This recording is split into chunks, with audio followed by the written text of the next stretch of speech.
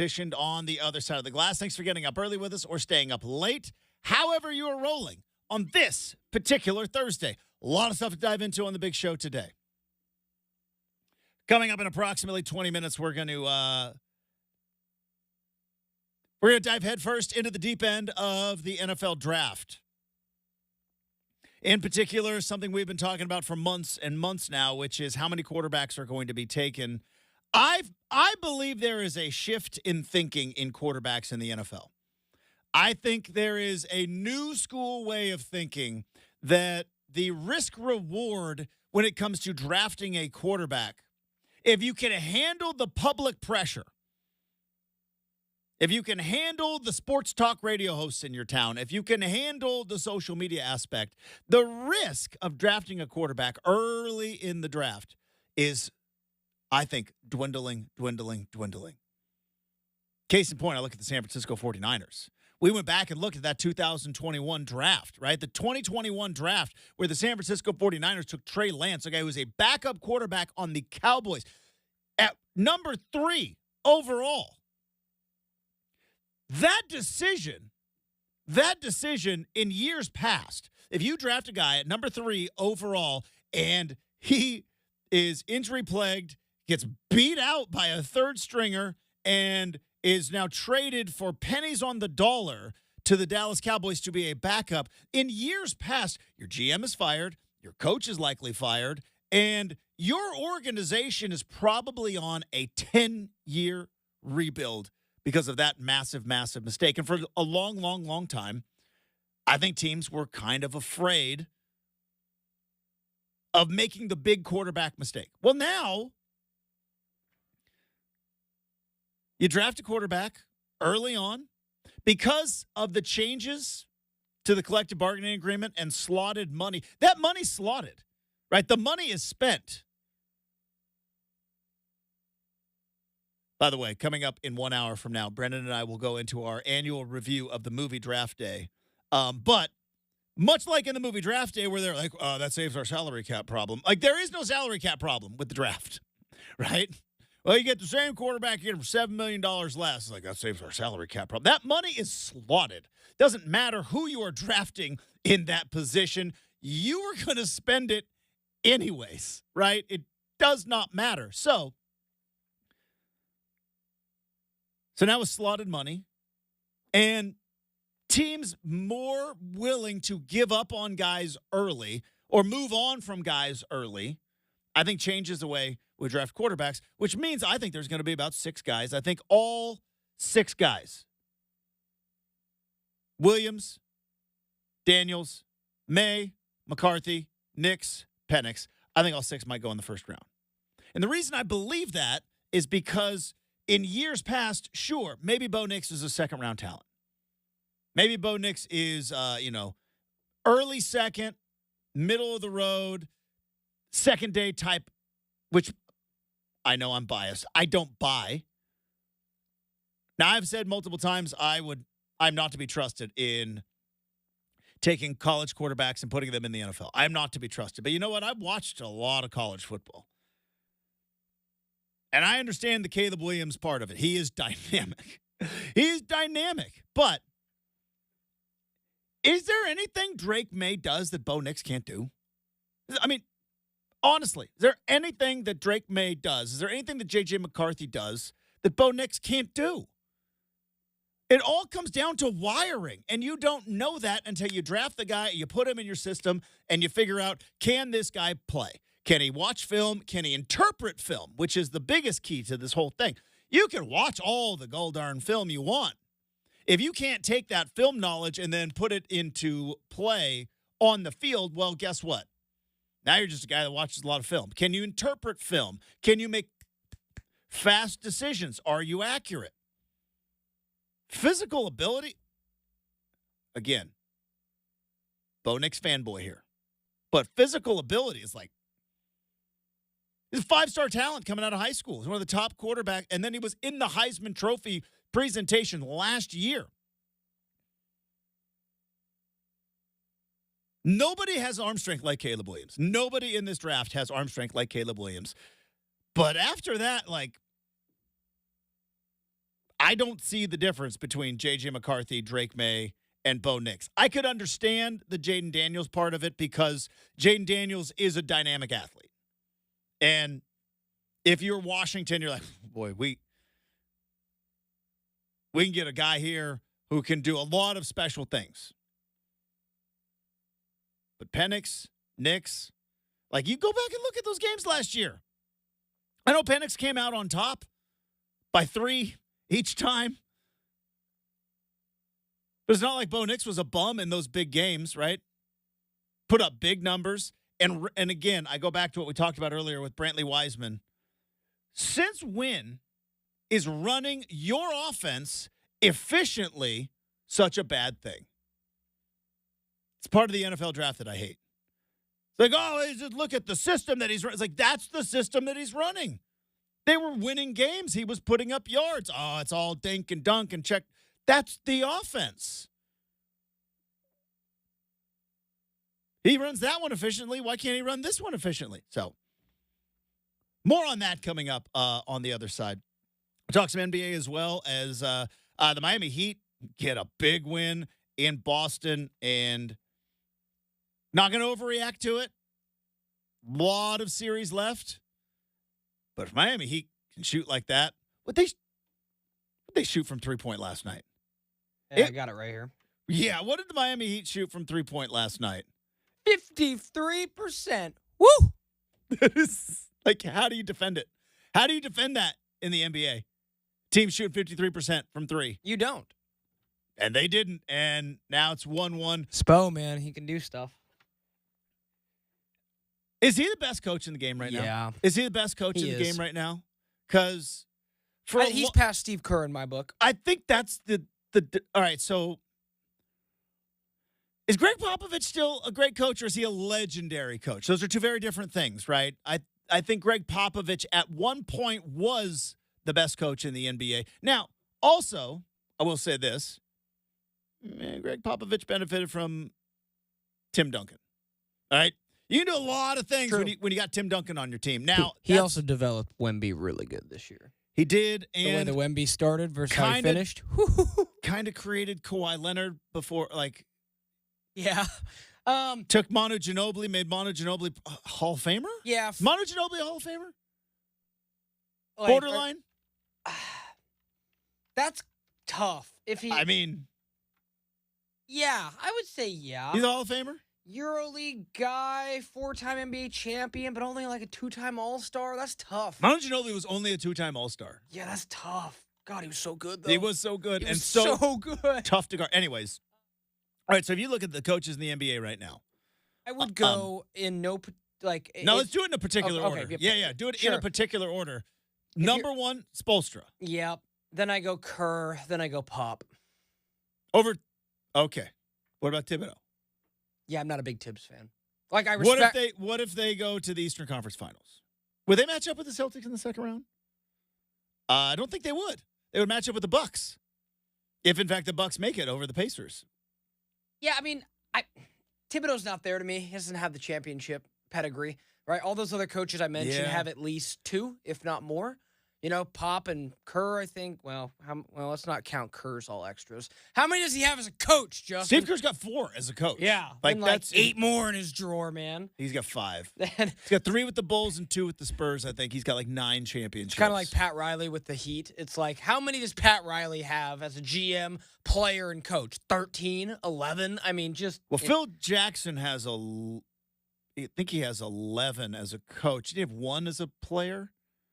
Yeah, 2 as a player. Nick's won 2 in the early 70s. So he's got 2 as a player. And he's got 11 as a coach. Okay, so 13. Because he got 6 with the so Bulls. So I think Pat Riley must have 11 or 12. But still, just ridiculous. But yeah, that's the order I'd go with. I love Spo. The fact that I don't know that you could give Steve Kerr a subpar team and he would be this competitive, this good. We saw Greg Popovich have a terrible team and have a terrible record the last couple of years. I mean, that kind of is the thing, right? And I might be missing a season here. But, like, my knock on Spoelstra would be like, okay, you made it to the finals last year, but you were an 8th seed. And this year, and maybe you knock off the Boston Celtics. I don't know. Probably not. Maybe you do knock off the Boston Celtics, but you're also an 8th seed.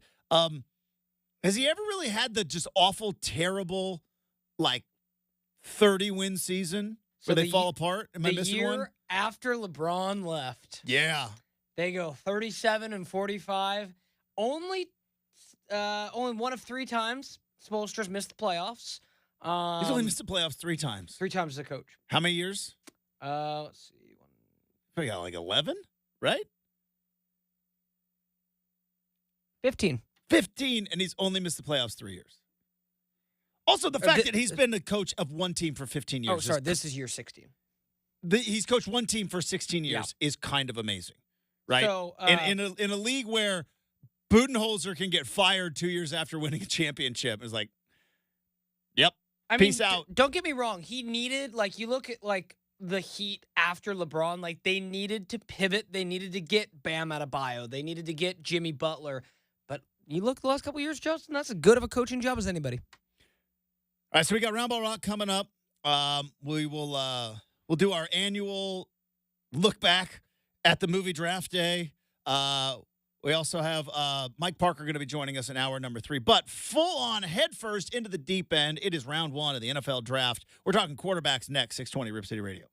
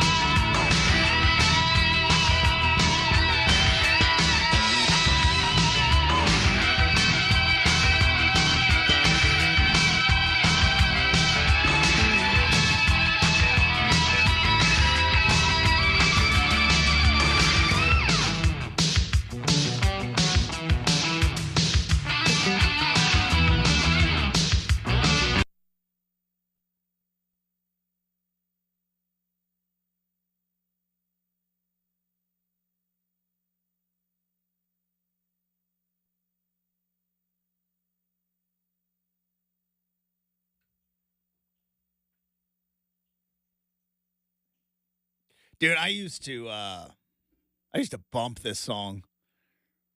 Sophomore year, first one to get his driver's license. A 1984 Dodge Omni that I bought some secondhand speakers and put in the trunk. And I used to bump the Coolio Dangerous Minds song. Windows down. It's too cold. Don't care. The world needs to hear this song. So I'm driving down Highway 42 to go to the one stoplight in town before I take a left and go to the In-N-Out for a student special, Brenden. $1.50. Burger, fries, refillable soda at In-N-Out. Of course, not the real In-N-Out. It was called the In-N-Out. Then we got sued. Well, we didn't, but they did. They got sued. In-N-Out Drive-In soon became the Winston Drive-In. Everybody still called it the In-N-Out, though.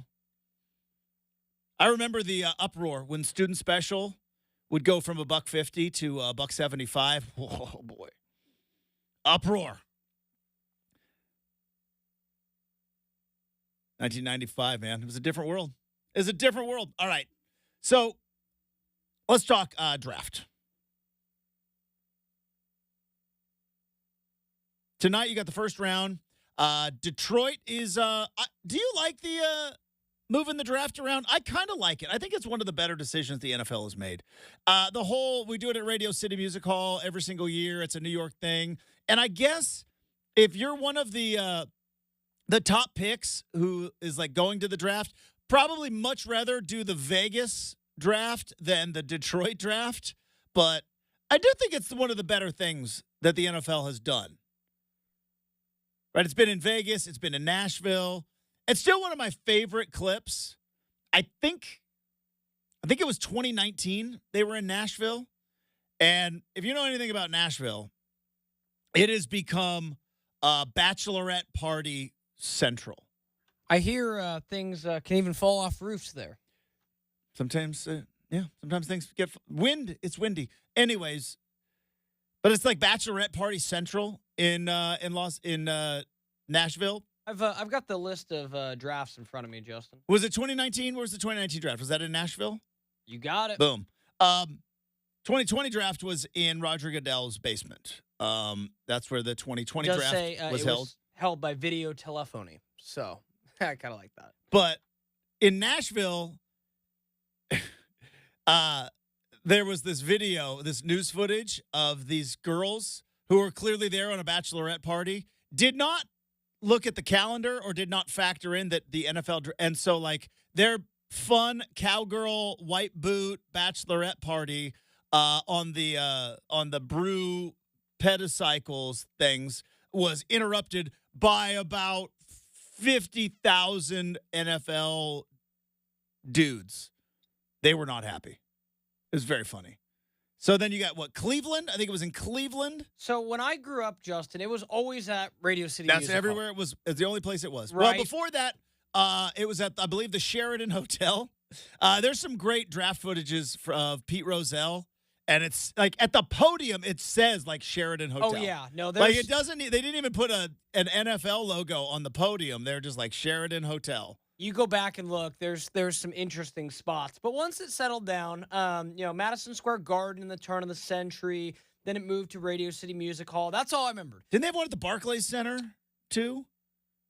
Or was that the NBA draft? NBA draft. Might be thinking of the NBA draft. Barclays Center. Then you had a couple. So after the Radio City Music Hall, for years, I believe it was over 10 years, you go to back-to-back in Chicago at the Auditorium Theater. Okay. I've been there. Right there, I believe it's Millennium Park is where it's at. And a really cool part of town. 15, 16. Then you go to Philadelphia, to the Philadelphia Museum of Art. Never been to Philly. Philadelphia Museum of Art, if I'm not mistaken, that's the steps that Rocky ran up. Correct. Yeah. But no, never been there.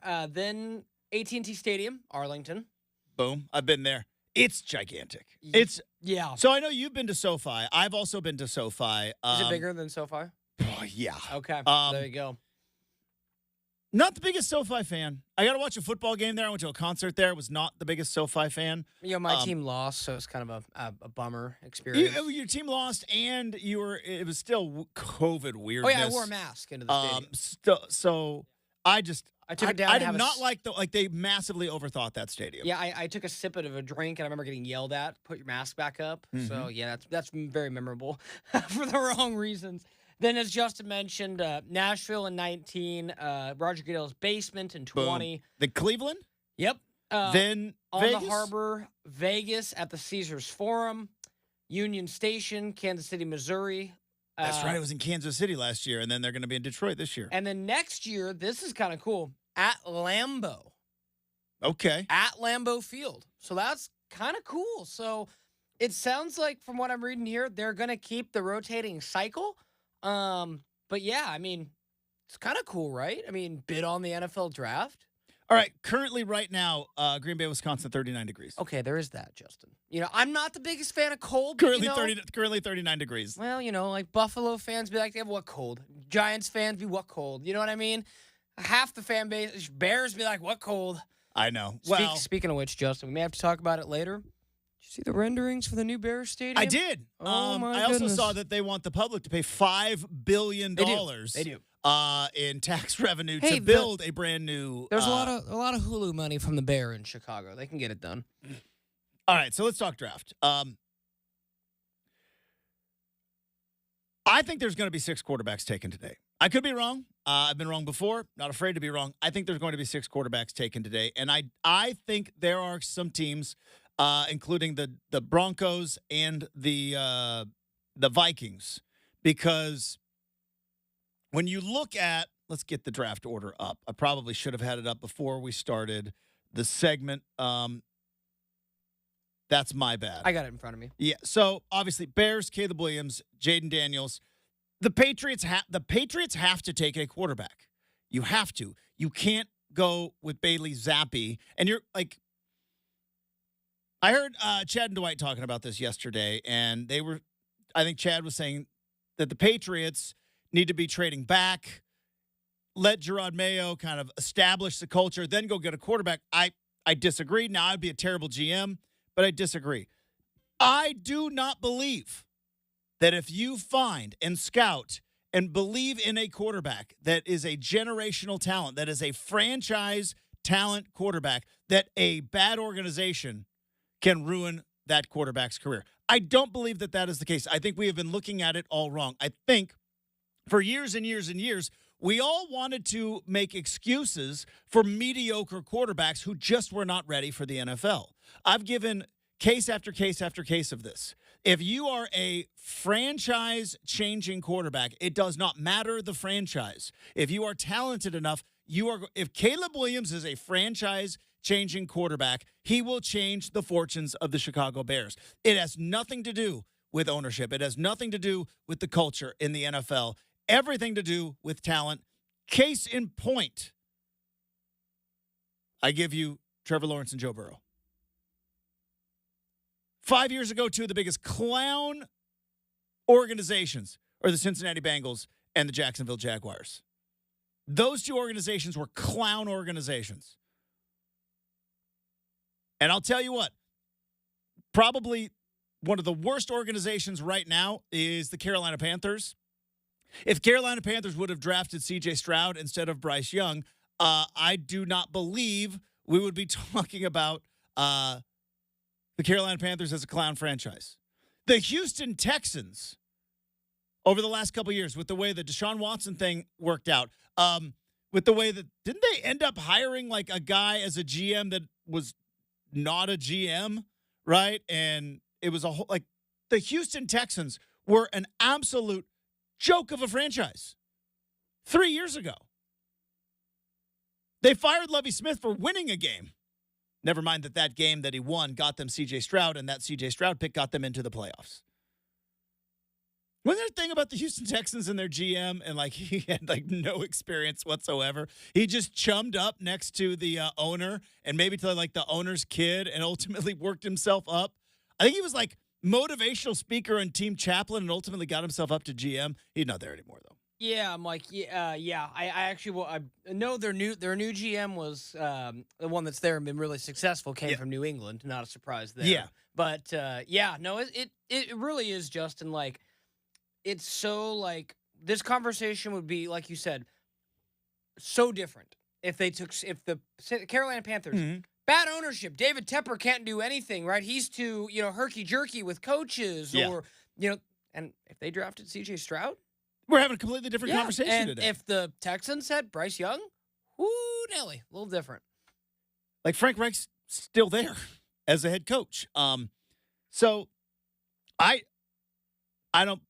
believe that organizations can make mediocre quarterbacks bad. But I do not believe if you have a franchise quarterback, the organization is going to matter. I think the reason we like to put it on the organization, bad culture, right? No, bad quarterbacks. You can have your career derailed. No, you don't. Trevor Lawrence's career was not. Trevor Lawrence was put in maybe the worst situation. He was drafted number 1 overall in the 2021 draft, which was the COVID draft, right? Where there was no in-person scouting. There was no in-person interviews. And Trevor Lawrence came in as, obviously, he's been projected as the number 1 pick since his freshman year in college. No more hype on a player in the last 10 to 15 years on anyone other than Trevor Lawrence. And he goes into a situation where you've got Urban Meyer as your head coach. He's fired halfway through the season. He's kicking kickers. He's trying to run an NFL organization or an NFL team like a Joe College rah-rah stuff. And Urban Meyer has shown the door. A year later, they're in the playoffs. Why? Because Trevor Lawrence is a franchise quarterback. The Bills were a joke of a franchise before they got Josh Allen. Now they're a perennial playoff team. But they were a joke of an organization. They were talking about moving the Bills to Canada. Like 6 years ago. 6 years ago, they were talking about moving the Bills to Canada. Guess what? Bills now get a new stadium. You want to know why? Because they drafted Josh Allen. And Josh Allen is a franchise quarterback. Franchise quarterbacks succeed more than the franchise. Yes, Brenden. Before Josh Allen, Justin, which I believe he was drafted in the 16 or 17 draft, you want to take a gander at how long of a postseason drought they had? Just curious. It was like 11 seasons, right? So I think Drew Bledsoe was the last quarterback to take him to the postseason. They made the playoffs in 2017 with Josh Allen as their quarterback. Yeah. Losing the wild card. Before that, 1999. 99 was a good year. It was a good year. A lot of stuff going on in 99. Yeah, I might have started to walk, so it could have been a good so year. it wasn't Drew Bledsoe. Because Drew Bledsoe was with the Patriots in 99. Boy, that's Wade Phillips was their coach. Can you help me out with who? I could not tell you who in 1990 was. Doug Flutie. Flutie Flakes. That's right. Doug Flutie Flakes man. had a run in 99. That's what's up, man. Shout out Flutie. I didn't think he had much pro success. Was that No, kinda, he did. So is that kind of it? Flutie was in San Diego, and he was one of those guys that he played really well, but coaches were like, I don't think he can be a franchise quarterback. But the fans always loved him, so that every time he went in there, he would he played really well, but no coach was like, he's 5'10" on a good day. We can't build an offense around him. But every time he would go in there, he'd just scramble around and do Doug Flutie stuff. Dude, 5'10", $180, that is so small now. Russell Wilson. That is me. You just I think I'm about 180 right now. I've trimmed down for the summer. But let's see. But you see me every day. That's Doug Flutie is my size. Yeah, okay, so Kyler Murray is noted for being maybe the smallest quarterback in the NFL. Mm-hmm. He's 5'10", 210. So if he's 5'10", that means he's probably 5'9" in real life. But 210 adds you a lot of weight to be thrown around a little bit, though. What is Russell Wilson listed at right now? Because I can provide some context here. So you said you think you're about 180? Yeah, okay. About 180. Russ, yep, 5'11", 215. So see, you got to be two Bills. So folks. here's the thing. I am 5'10" on a good day. I have interviewed Russell Wilson. I've met Russell Wilson. I've stood side by side. Russell Wilson is my size. He's my size. So he's 5'10". So but he's bigger. But 40 pounds on you, though. Yeah, well, he's an elite athlete that's going to win MVP this year. You just had to put that in there. I have to love Russ now, and I'm talking myself into it. But so what were we talking about? Quarterbacks in the draft? Yeah. Bears, Commanders, Patriots. I think the Giants need a quarterback. I don't know if they're going to draft a quarterback at 6. But then you've got the Broncos, you've got the Raiders, and you have got the Packers, who I think are all going to be in the market looking for quarterbacks. And the fact that we have changed our perspective on the whole early first round quarterback thing, because no longer does a bad draft at the top of the draft ruin your franchise for years and years and years. There was a time when it did. The Raiders drafted Jamarcus Russell. They paid him way too much money. He didn't work out, and it sunk their franchise for a long, long time. They also hired Lane Kiffin as a coach, which was kind of a weird thing. And Al Davis in his later years just got a little kooky. But there was a long time that if you drafted a bust of a quarterback, number one, it could put your franchise underwater for about 5 years. That's not the case anymore. It's going back to the 2021 draft, right? The 49ers drafted Trey Lance. He is the backup. The Jets drafted Zach Wilson, number 2 overall. It didn't work out. You know what they got? Aaron Rodgers. Now, the New York Jets are a bit of an anomaly because, well, Aaron Rodgers wasn't going anywhere else other than to the New York Jets, but still, you were able to move on. The Bears are going to get Caleb Williams, 4 years after they drafted Justin Fields. Fields is going to be a backup in Pittsburgh. So the idea that, this guy's a stretch, no. It is proven in the NFL right now that if you don't have a quarterback, you don't have a chance. There used to be a time when you did. You could get away with Trent Dilfer taking you to and winning the Super Bowl with the Baltimore Ravens defense of the 2000s. Those days, I believe, are gone. You have got to have a guy at quarterback. And if you don't have a guy, you best be searching for one. And sure, Gardner Minshew can take you to the playoffs. But Gardner Minshew ain't taking the Raiders to the Super Bowl. And I love Gardner Minshew. One of my favorite stories. I can't wait for that 30 for 30 to come out. Gardner Minshew's this close to being an Alabama grad assistant.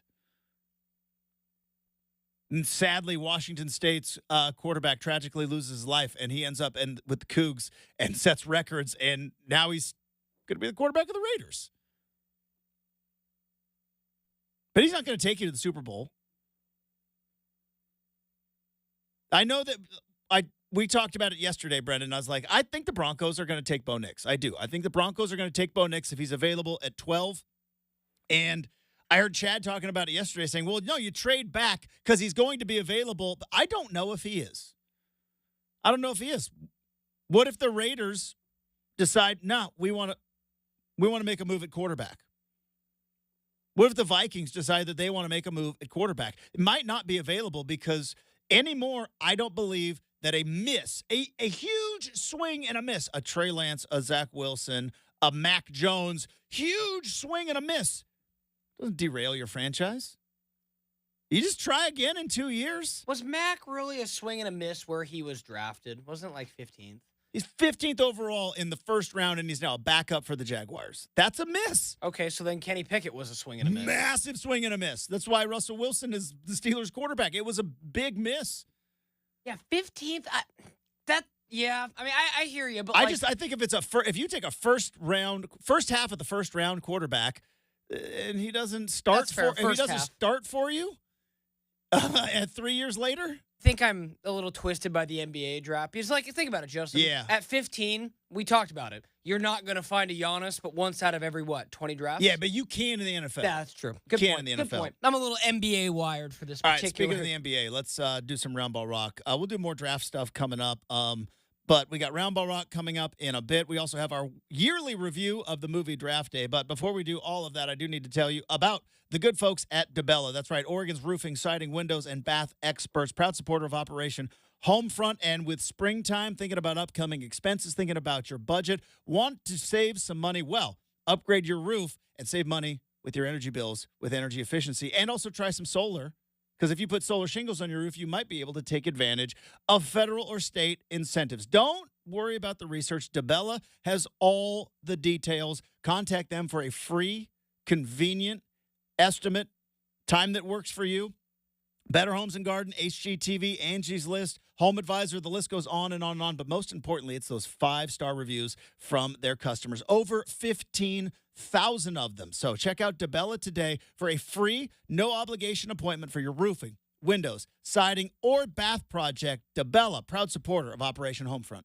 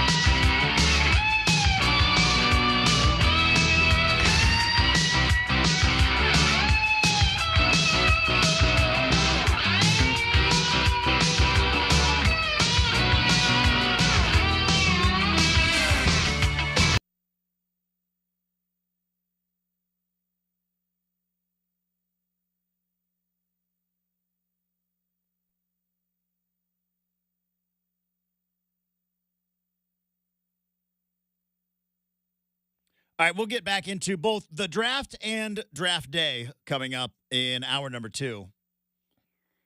I don't know how it became a thing on this show.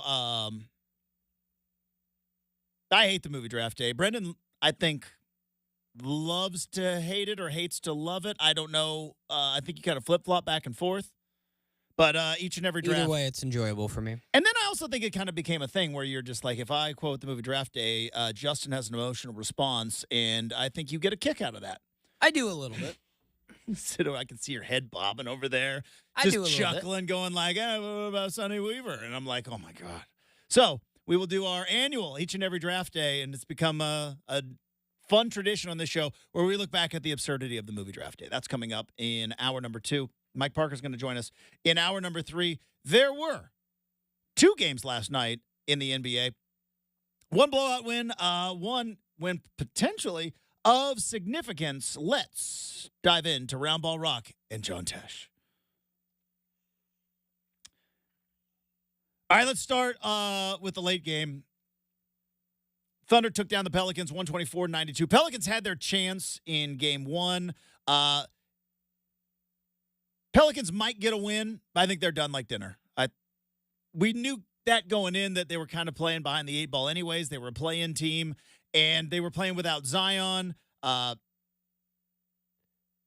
haven't seen like any long-term prognosis on Zion, but I'm assuming he's not playing. Like, there's not going to be a Willis Reed type moment where, by the way, isn't it funny how, like, in the sports world, the Willis Reed moment is put up on such a pedestal of like, boy, that Willis Reed coming at, he only played a handful of minutes, but his presence there and his willingness to just show up for his team, that's never going to happen in the NBA ever again. There's too much money involved. These guys, too much of an investment. Like, could you imagine Zion? Like, no, I'm playing game 3. It's like, no, you're not, Zion. You're not. It's like, yeah, I might only play 9 minutes and get a couple of buckets, but I'm putting on the uniform and I'm playing game 3 and I'm rallying the troops. Like, yeah, no, you're not. I mean, this would have maybe been different if they, New Orleans missed their chance, Justin. When you're the 8th seed, and I know this is the Blazers, and watch them play the Warriors when they're the 1 seed too many times in the last decade. When you're an 8th seed, you start on the road. Game 1 is your best chance to steal it, and we talked about it with Pounce, right? It was right there for CJ. And then you look at the game last night, they lost by 30.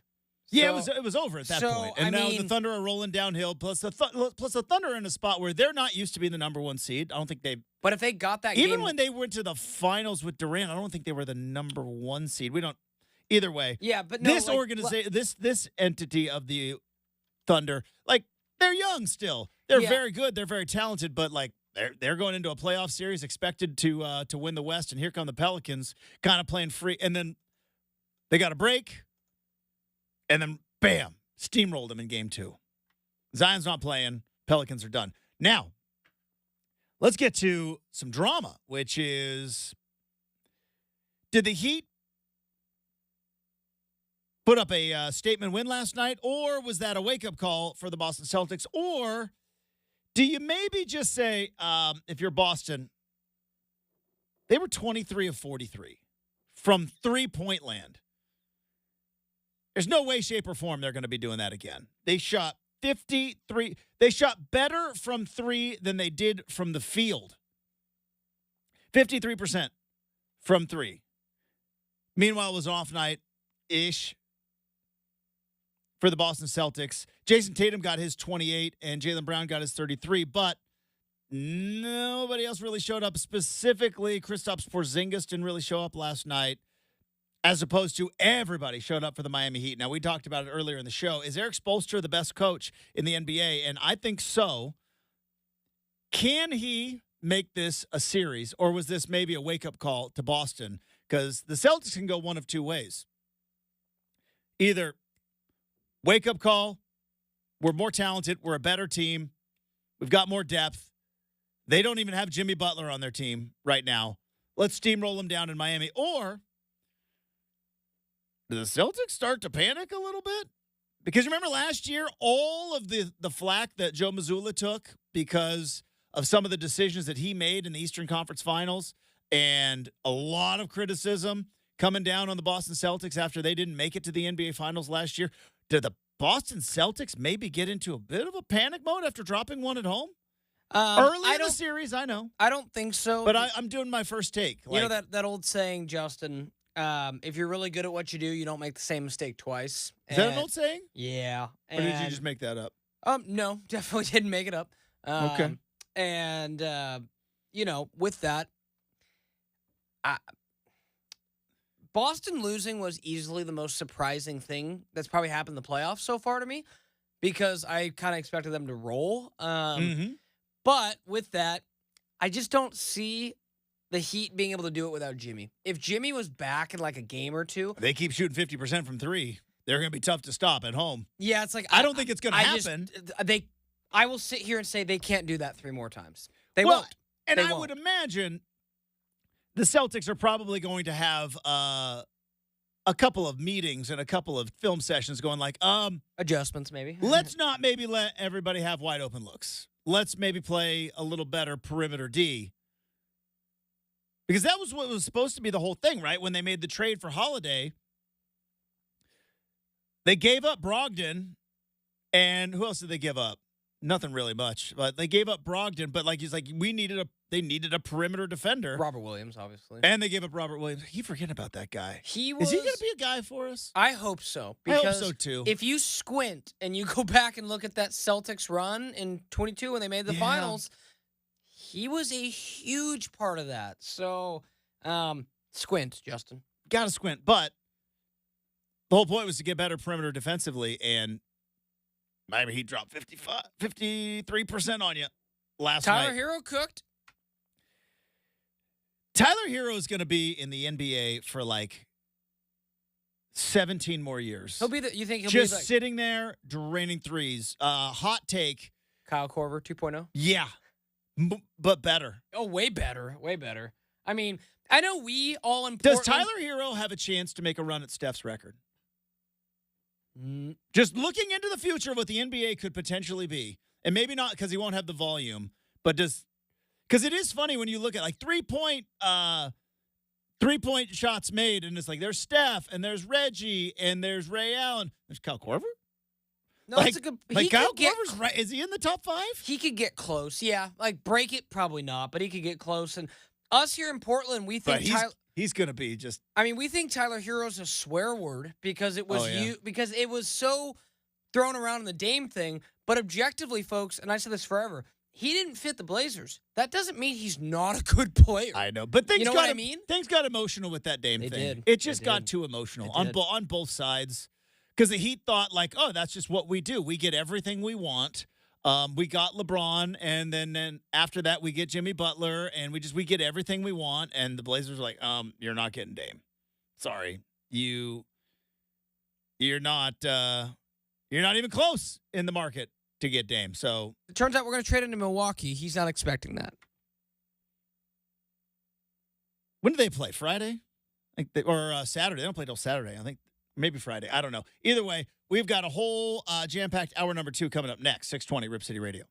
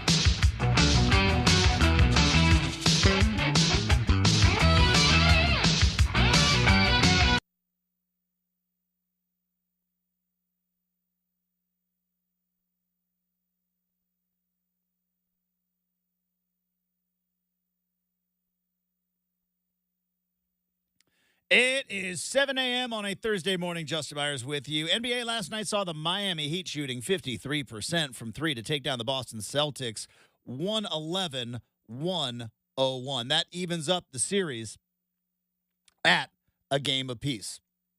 Meanwhile, in Oklahoma City, the Thunder roll over the Pelicans 124-93, and they have a 2-0 lead as that series now heads back to New Orleans, a.k.a. the Big Easy. It's Motor City is where the draft is going to be. First round starts tonight in the NFL draft from Detroit, Michigan. The Bears are on the clock. Well, not officially on the clock, but they will have the number 1 overall pick. We will be likely taking Caleb Williams. How many quarterbacks will we see coming up in the first round? Well, we'll find out later tonight. Later on in the program, Mike Parker is going to be joining us. We'll talk a real big Civil War baseball matchup. Is this the last? Potentially the last of the Civil War baseball matchups? We have got Rip City Mornings continuing right now on 620 Rip City Radio.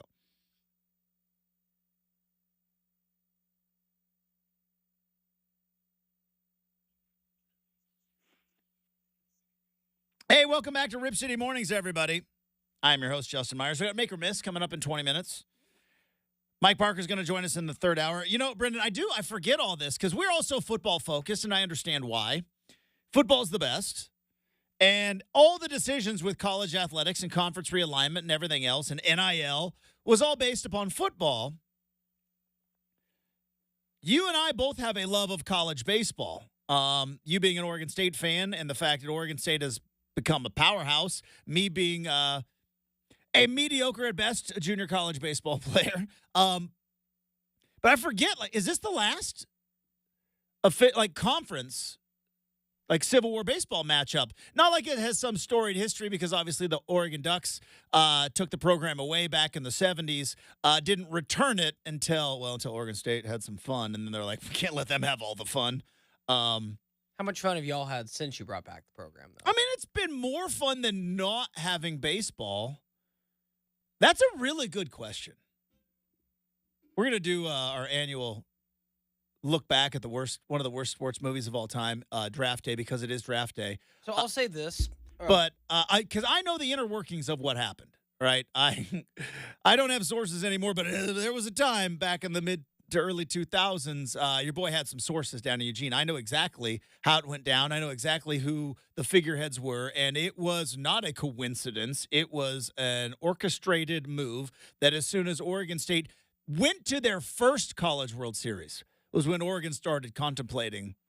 And then when they won it the next year, that's when the plan was put into place. And then they won it a year later and went to 3 consecutive College World Series, winning 2 of them.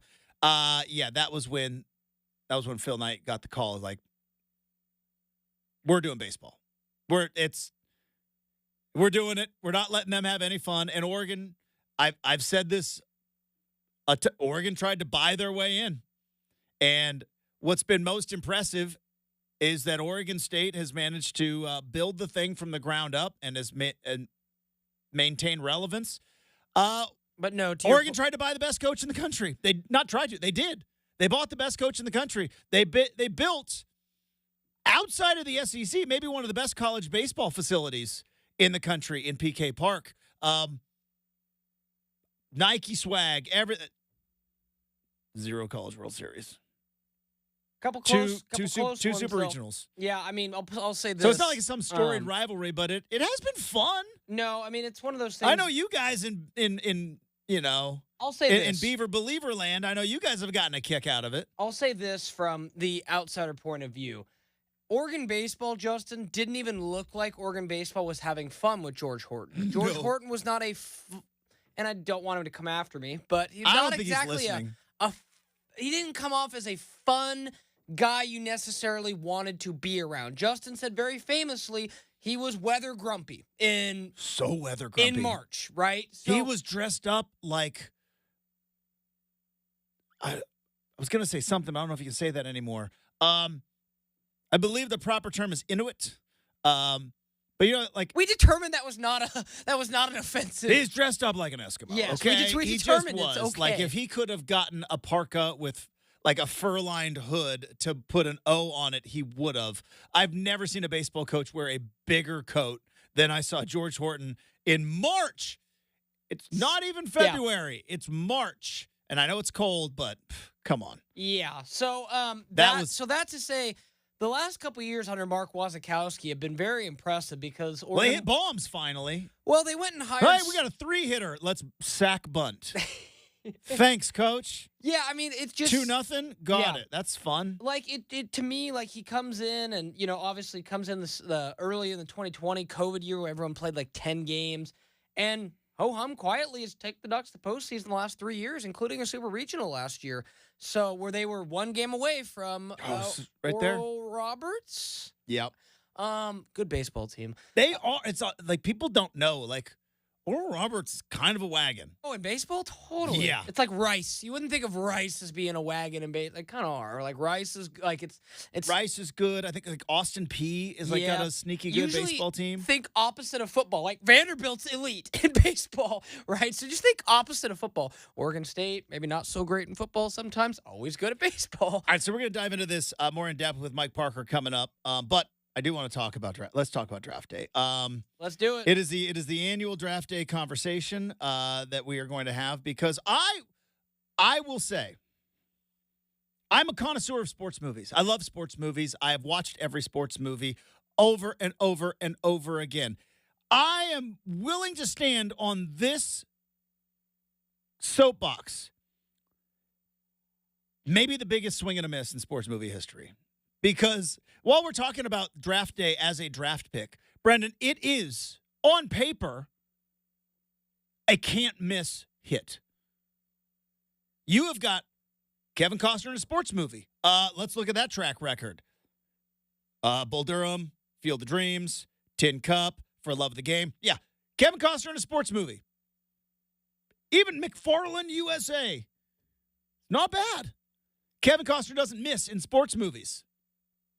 Till draft day. Real quick. You got the actual NFL logos. You got the NFL to sign off.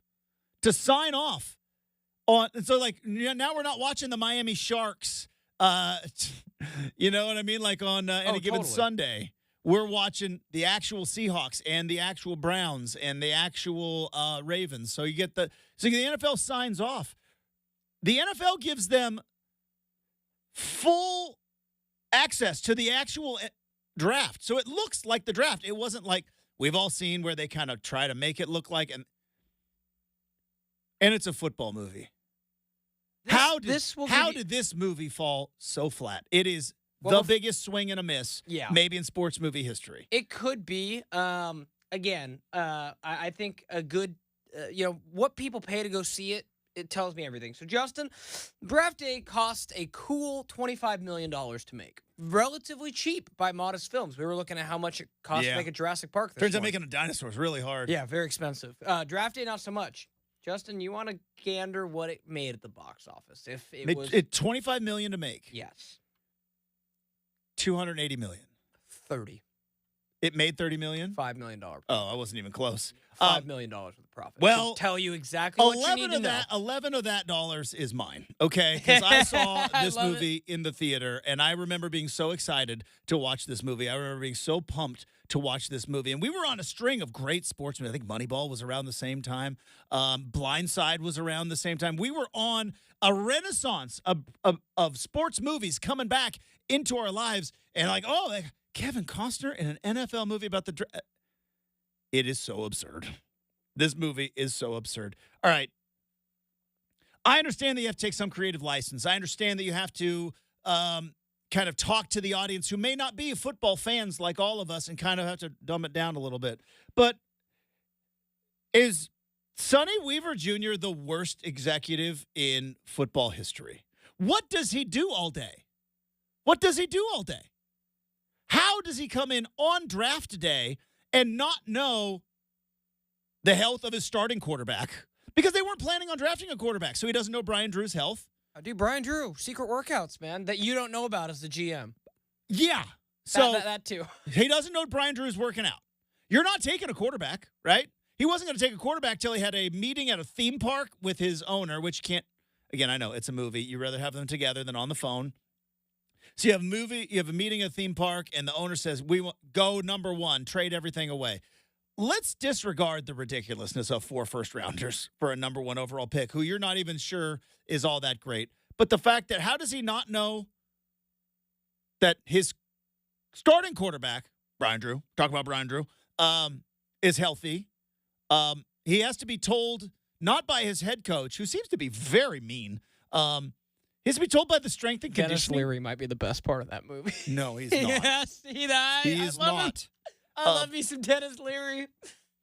So he doesn't know that. Apparently, his to coaching staff is the laziest bunch of couch potato. Like, they don't know. Like, let's give me all the Bo Callahan film. Like, we haven't been. What have we been doing for 3 months? Tell me how realistic this is. So Dennis Leary, one of my favorite moments, Justin. So Dennis Leary, realizing that Kevin Costner traded away his draft picks, goes to Jennifer Gardner and says, hey, can you talk to your boyfriend and get me some more picks? Because that happens in an NFL building, right? The cap experts, hanging around with one of the execs, right? I mean, that might happen anyway, but, it's not a storyline. Of all the things that I watched in this movie that I actually believe would happen, I believe that some owner could go to their GM the morning of the draft saying, I want the number 1 pick. Because I believe there's some crazy billionaires Make out a splash. there. There's got to be somebody in the NFL Yeah. just that. Robert Kraft, I believe, would do that. Just, I want the number 1 pick. I want the number 1 pick. Make a splash. That's why, you watch Robert Kraft in that Dynasty thing, you're like, Robert Kraft would do that. But also, the $100 bill story, okay, got it. We're going to risk our That was a franchise, stretch. not on hours of film, which you apparently haven't watched for 3 months, but some $100 bill story and a story about a birthday party that nobody went to. Got it. And again, like Brenden. Also, where are they doing the practices for Wisconsin football?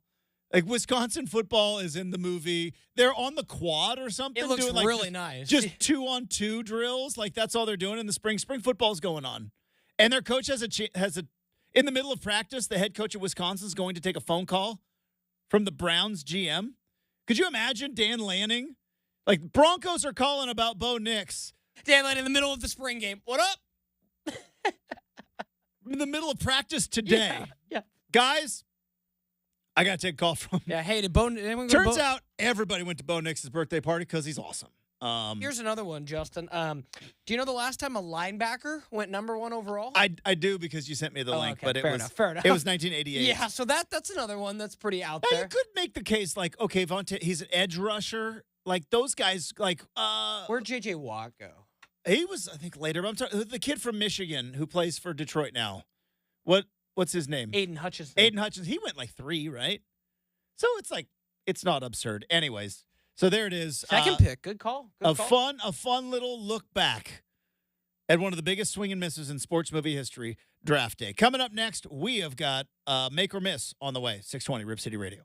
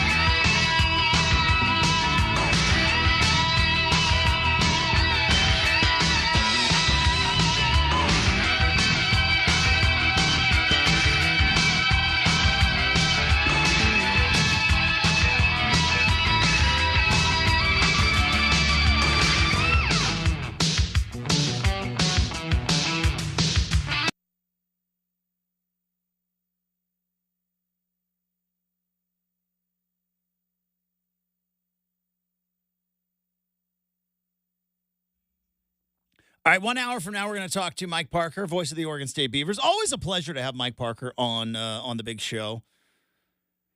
Get his thoughts on Civil War baseball coming up at Goss Stadium this weekend. Oregon State, both tied for second behind Arizona, but both with some postseason aspirations and final Pac-12 matchup between these two. Now, they might make they have a Pac-12 tournament, right? Yes, they could meet in the Pac-12 tournament. Could be in the Pac-12 tournament. But unlike football, Justin, I would put the chances of Net and Ver that Oregon State schedules Oregon and their quasi-independent schedule moving forward. You think so? I disagree. I'm curious what Mike thinks. You think baseball is going to be like, we don't have to, because football has to from a financial standpoint. Yeah, probably begrudgingly and doesn't want to. Yeah, there's a lot of fans that are upset about that. So I don't see them pursuing it in baseball. They're gonna schedule. Think so? They're gonna schedule the big bad boys of the SEC in non-conference, and then happily parlay themselves into a WCC. I'm not gonna say never, but other than like a non-conference game, maybe. No, it'll completely be a non-conference game. But I think like they might continue those like on a Tuesday or like a Tuesday game at like Ron Tonkin or something like that. But I don't know if there'll be like a set 3-game series. Maybe I'm wrong. But I don't see it. Probably not a set 3-game series because I don't know when you would schedule it, right? Early in March, February. Yeah, because that's going to be great. Yeah, right. So I think there are some challenges to it, and it wouldn't surprise me if the Beavers are like, nah, but maybe they, who knows? Do you remember when you never know. Do you remember when they had the game, it's at Providence? It was not Providence, when it still had baseball? Baseball or? They had like a baseball up the CW series, yeah. Yeah. I went to that. 2010, I think. So cold. Yeah. Oh my God, it was like so freezing. Yeah. 2010, I believe. That was cool. I remember sitting. I think it was 2009. Now that I think about it, I think it might have been 2009. Right. So think because I got a little tipsy and I might have started sense. Talking some trash about Jeremiah Johnson. That's what I remember most. So does because it was so cold and I was buying a lot of beer. And this is going to be a silly question, Justin, but. Knowing that now, are Goss Stadium and PK Park the two biggest baseball stadiums in the state of Oregon? Well, they're going to... Help me out. They're going to build the new Hops. They got the approval to a new stadium, so I guess it will be. Yeah. But yeah. Because you think about it right now, it's like, let's go play a cool non-conference game at, like, T-Mobile Park. Well, that's not really real. You know what I mean? Like... So you've got... I would assume that PK Park's bigger than Goss Stadium. A smidge. It's like 4,000. I think 4,000 at its peak. PK Park is. Slightly bigger, yes. So you got PK and then Goss. All right. If I were to get after that, probably Tonk right now. Volcano Stadium's got to be up there. Drive by that every so often. We were both wrong. The Tonk's got 4,500 by 500 seats at Way to go, Tonk. Yeah. And they're going to upgrade. Yeah. They're getting a whole new thing. Good for them. It's also not going to be the Tonk anymore, I think. I get the naming rights thing going away. Sell it to a big corporate sponsor, huh? Lots of money they can All right, maybe the Hops just call it, the Hop House. Oh, boy. Dude, look. Hey. Yeah, who does that beer? Hey, if KL Wambacher is listening, Hop House. Free to use. Yeah, I don't know. Free to use. I don't know if they've got enough money, Justin, but hops, right? And, Hop Valley Brewing, that'd be kind of cool. I'm sure they probably tried it. Hop Valley, though. Hop Valley based in Eugene, though, might not be supporting the hop. Might be more Emeralds. Well aware. I know all the beers from Eugene. Justin's like, quiet down, Brenden. It was being a small town, small market, because Eugene's a fairly small market. Small market radio host, I got some perks. I knew the people at Ninkasi. I knew the people at Hop Valley. I knew the people at, your boy got a lot of beers. Knew a lot of people with a lot of beers. Anyways. Also, Justin, I apologize for telling you I was wrong again. With expanded seating, Volcano Stadium can hold 6. How about that? Without a team anymore. No, they still play in that college league. Like the Volcanoes still exist. They're just not a minor league team. Which is crazy. That's I drive by it all the time. They just put in turf. Anyways. Said Mike Bellotti had a football game there. They had a spring game. That still is nutty to Or, me. I It's don't kind know of if it cool. was a spring game, but A they practice. definitely had a spring scrimmage up there, and it was That's like cool. it was a whole deal. Yeah.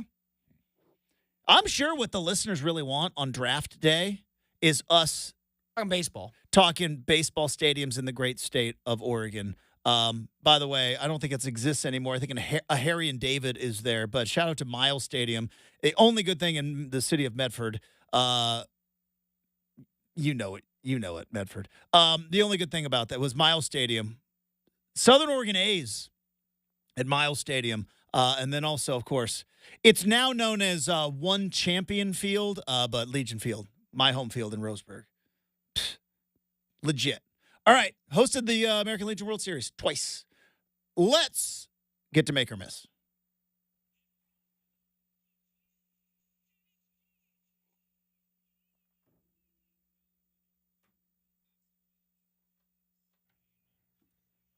Let me I ask, mean, if there was a when was the last time they hosted? 1996. Okay, so the year I was born. Fair. 96. Been a minute. Still hosted it. No, it's great, but you know that old saying. I think they might have actually hosted a World Series. Actually, I think in the 2000s, but Okay. I'm not sure. I don't want to take any. I know in shots. 1996 it was a very big deal. ESPN was in town, and we were like, Oh yeah, we're that gonna, was like that. because Yeah. ESPN back in the 90s still like needed stuff to put on in the summer because they didn't just have shows where everybody was yelling at each other for 18 hours of programming. They're like, how about we play some high school baseball? Roseburg, Oregon, American Legion that World the Series. Let's go. All right. And guys yelling, and apparently now you can swear on ESPN, Justin. You know, I say that constantly. Not something that you and I can dabble in the No. radio game. And it's because But we're it's- free. Yeah, kind It's of because we're free. kind of interesting how that Don't have works. to pay for us. Yeah. Nevertheless, let's see. Oh yeah, the Celtics dropping a home game to the Butler-less Heat is a red flag.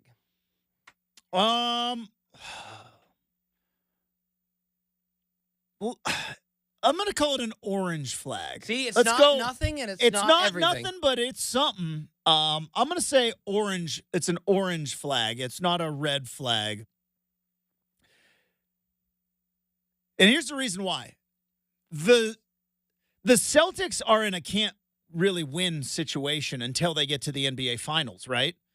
If they lose to anybody outside of Dame and Giannis going ballistic, is there a team in the East that if they ultimately beat the Celtics, that anybody in Boston would be like, well, first off, Boston fans are going to be upset regardless, right? When your team loses and you're the number one seed. It's a Boston we're talking But about. other than Giannis and Dame, the only team that has the star power on the same level in the East that the Boston Celtics have, if they lose to anybody and do not make the NBA Finals, they're going to talk firing Joe Mazzulla, right? They're going to be talking about are we paying Jaylen Brown too much, right? Because he got a max deal. Jason Tatum, is he up for Supermax extension coming up? Something crazy like that?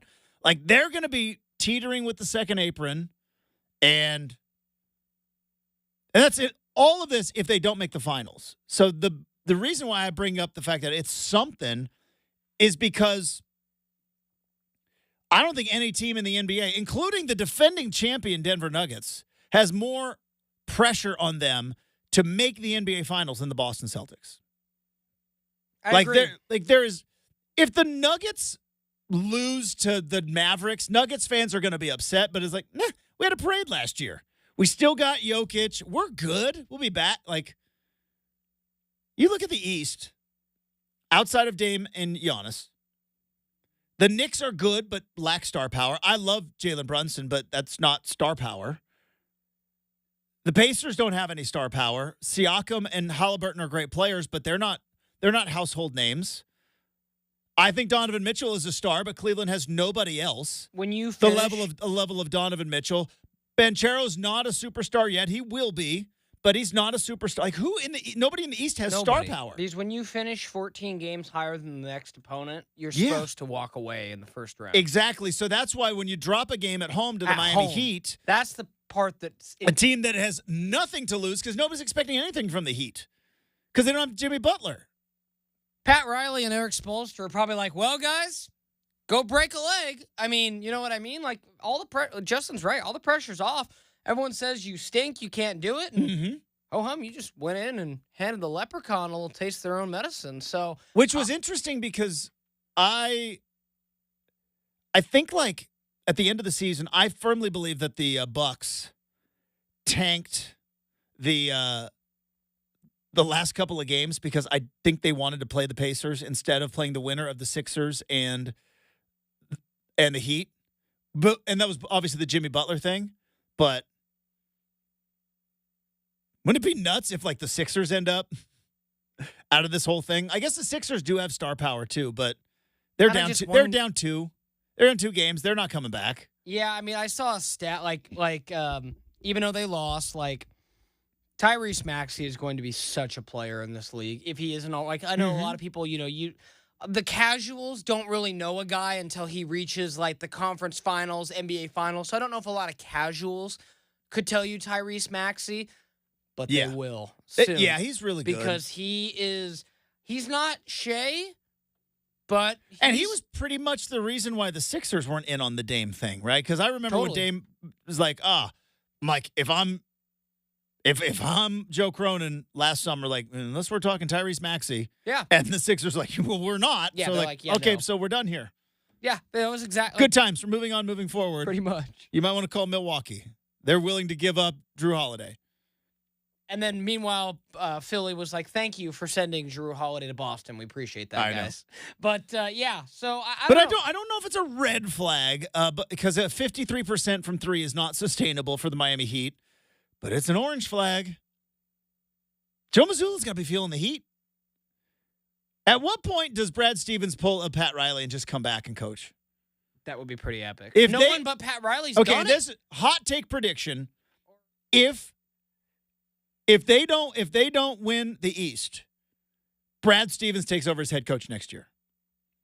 That's my hot take prediction.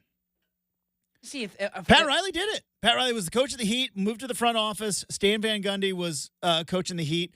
He then needed to spend more time with his family. Interestingly enough, that's when the Heat got Shaq, and Pat Riley decided, yeah, I feel like coaching again. Stan, go spend some time with your family. Yeah, and he won the NBA Finals. Yeah, and to be honest, like the only other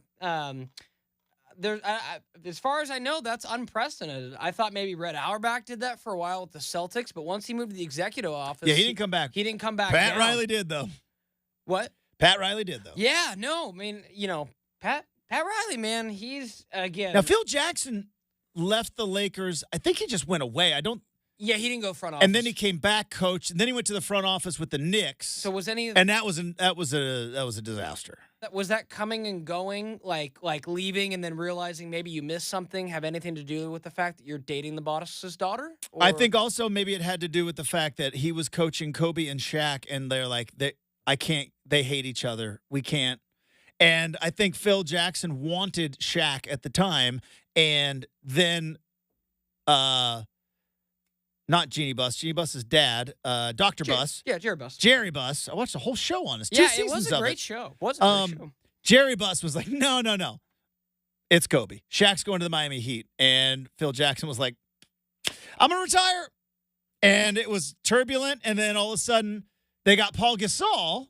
And Phil Jackson was like, I think I should coach again. And, hey, again, I'm just saying. Say what you will about Phil Jackson. I don't know if anybody does. But he is no dum-dum. It's like, I have the best players? Yeah, I'll coach again. Coaching again, and again, like, I didn't know until, that Lakers, he and Jeannie were together for quite some time. Quite some time. Quite some time. So, go figure, right? Like Justin and I said a few minutes ago with draft day, there's no way that a GM is, with one of his execs. I know. Well, not the craziest stretch of the imagination, but nevertheless. All right, what's next? Let's get back to make or miss here, Justin. It's a good time to be a Bears fan. Not only do they have the number 1 and number 10 picks, Justin, did you see the stadium they unveiled? Regardless of let's parcel out the cost and deal with that later. All right, let's the pure aesthetics of it. It looks so freaking cool. Okay. In terms of being compared to a fan of any other team in the league, I don't know if it's a good time to be a Bears fan, but I would say since We they talked to Fentress about this. Since they went to the Super Bowl and lost to Peyton Manning, and then it all kind of fell apart after that, since Jay Cutler left, this is maybe the best time of being a Bears fan. Not exactly good, but it's better than it was because you actually have some hope and potentially a new stadium. They made the wild card in 2020. Is that the double doink? I think that's a double doink. Yep, with Matt Nagy. Made the wild card in 2018 with Matt Nagy, but Is that Trubisky was in 2020, and they lost the double doink game. 18 was Trubisky, too. Because he was. Trubisky took the Bears to the playoffs twice. That was when he was I know Justin said it's not this. Mr. Trubisky was a Pro Bowl quarterback in 2018. Well, the Pro Bowl I know, but barely counts. Still. But before that, Justin, they had not been there since Lovie Smith in 2010. So the 2010s was a rough decade for the Bears. So I would say, yeah, in comparison, maybe it's a better time than it was. I don't know if you could say it's a good time to be the Bears. You still have the number one pick for a reason because you stunk last year. But yeah, did you see the renderings of that stadium? It looks like it's going to be all on the waterfront. They're going to turn it into like this park district where there's like baseball fields and soccer fields for like youth sports to play, and Lakefront in Chicago is one of the coolest places in this country. I've never been to Chicago, it's incredible. And to put a football stadium and to continue building that whole place, it's unbelievable. It's one of my favorite places. But also, I don't know how the public feels about $5 billion. Doesn't I think the city of Chicago, because COVID didn't help, I think they have a massive budget shortfall. Because that was part of the owners basically came out and said, we're going to need $5 billion in public money. And even admitted, I know it's not going to be easy. It's going to be hard. And it's like, I don't think this is going to happen, to be perfectly honest. They already threatened to leave to the suburbs. Yeah. That didn't help at all. And then asking for $5 billion in public funds to build a football stadium in a city that I think already has a massive budget shortfall. I think this will get done once the Caleb Williams, very much. You think Caleb Williams is going to push this through? I just think the buzz around Chicago after they probably pick Caleb Williams and Rome Odunze tonight is going to be. It's going to be like Joe Burrow with Jamar Chase. I do think that, you consider, and they have. But that was the best thing to, remember, Chicago's got a lot going on. Well, just I don't know. In the sense of the Bengals, right? When Joe Burrow got there, Jamar Chase got there, they needed a couple years, right? They needed a couple drafts. Joe Burrow, for lack of better terms, needed to get hurt for them to go to the Super Bowl because they were able to get a higher draft pick. Now, Chicago's interesting, Justin, because we always talk about it. They have the oldest stadium in the NFL by a wide margin. Mm-hmm. Soldier Field opened in 1924, 100 years. But it was renovated 15 years ago, I think. Yeah. It was a massive renovation. Renovated 20 years ago, 2002. No, it'll be 20 years ago then. Or 22 years ago. But yeah, it's one of those things where I think they will push it through and get it done. I hope so. I love new football stadiums. I don't know about. We might talk about this on the other side. I don't know how I feel about indoor football stadiums. We'll talk about that and some other stuff coming up as we wrap up hour number 2. But before we do that, I do want to tell you once again about roofing, siding, windows, and bath experts. That's right. Don't need a draft grade on DeBella. They are a number 1 overall pick each and every year. They're a proud supporter of Operation Homefront. Why? Why would DeBella be a number 1 overall draft pick? Well, how about this? 15,000 5-star reviews from customers. That's a pretty good draft grade right there. 15,000 plus 5-star reviews on Google for their excellent work. How about being featured in Better Homes and Garden? How about being featured on HGTV? How about award-winning customer service with accolades from Angie's List and Home Advisor? Are you sold yet? How about this? No payments until 2025 on approved credit. That's right. So contact DeBella today for a free, no-obligation appointment to upgrade your roofing, your siding, your windows, your bath renovations, Update your home to make it more energy efficient. Save money on your utility bills also while not making a payment until 2025. Also, you could benefit from federal and state incentives with going with solar shingles. So contact DeBella today for a free, no obligation appointment. Roofing, siding, windows, and bath experts. DeBella, proud supporter of Operation Homefront.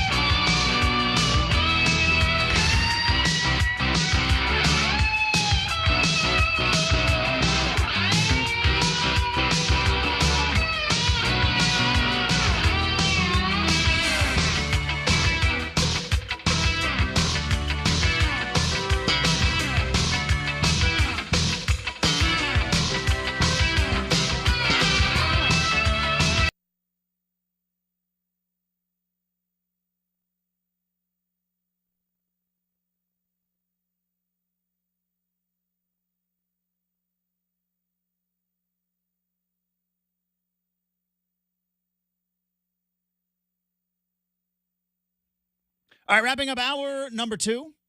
Have you seen? I think it was because a good bit of NBA Twitter got bored last night because while it was an entertaining game with the Heat and the Celtics, the nightcap was kind of a snooze fest. I, of course, used that time to get caught up on Vanderpump Rules and the Valley, and oh boy, things are getting hot in the Valley. Not just literally, but some not just the temperatures, but the tempers, if you know what I'm saying. Things are getting hot in the Valley. But I'm not going to do that here on the big show. But I saw it last night. Did you see there's a conversation going on of Chet Holmgren and people trying to figure out what his actual first name is? And that nobody, is Chet his actual name? Is it actual Chet? Now, here's what the internet told me. His grandfather's name was Chester. Is Chet short for Chester? Or is Chet just like a name on its own? I know there was a Chet in a movie. I can't remember what movie Chet was from. But it was there was an 80s movie where a guy was named Chet. That's the last Chet that I can think of on record. But is Chet? Sorry, it sounds like if there's a Chet in the fraternity, he is not a fun dude to be around. I'll just be honest.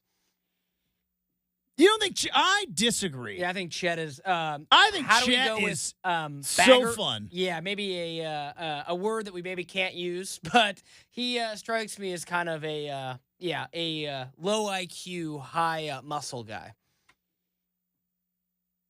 I think Chet is fun until about 11 p.m. And then, after 11, it's yeah, sure, we'll meet you there. And then you don't show up. But it is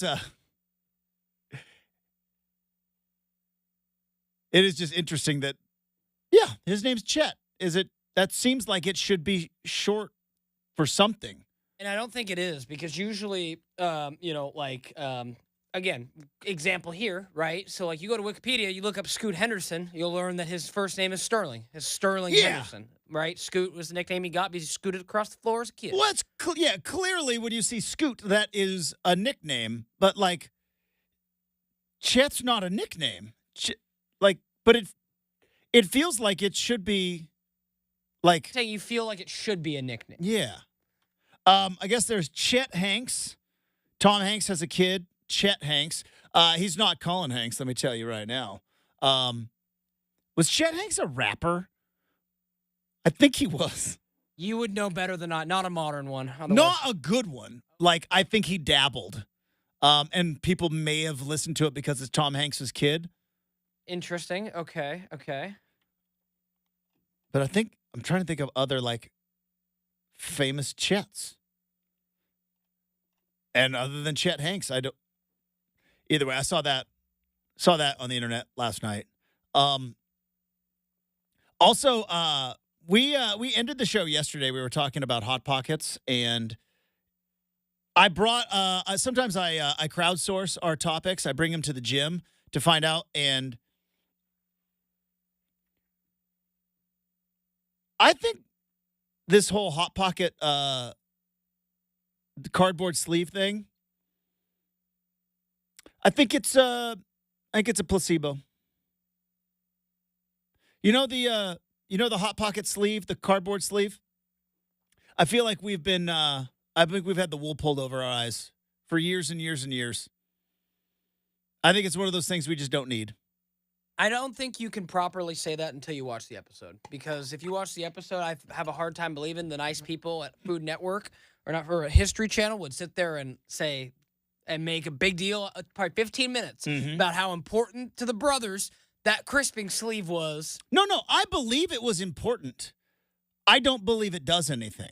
I believe it makes us believe that it does something, and therefore it sets it apart as opposed to put pizza rolls. You put pizza rolls in the microwave as opposed to waiting the 10 minutes and putting pizza rolls in the oven, right? You put them in the microwave, they're going to come off a little bit soggy.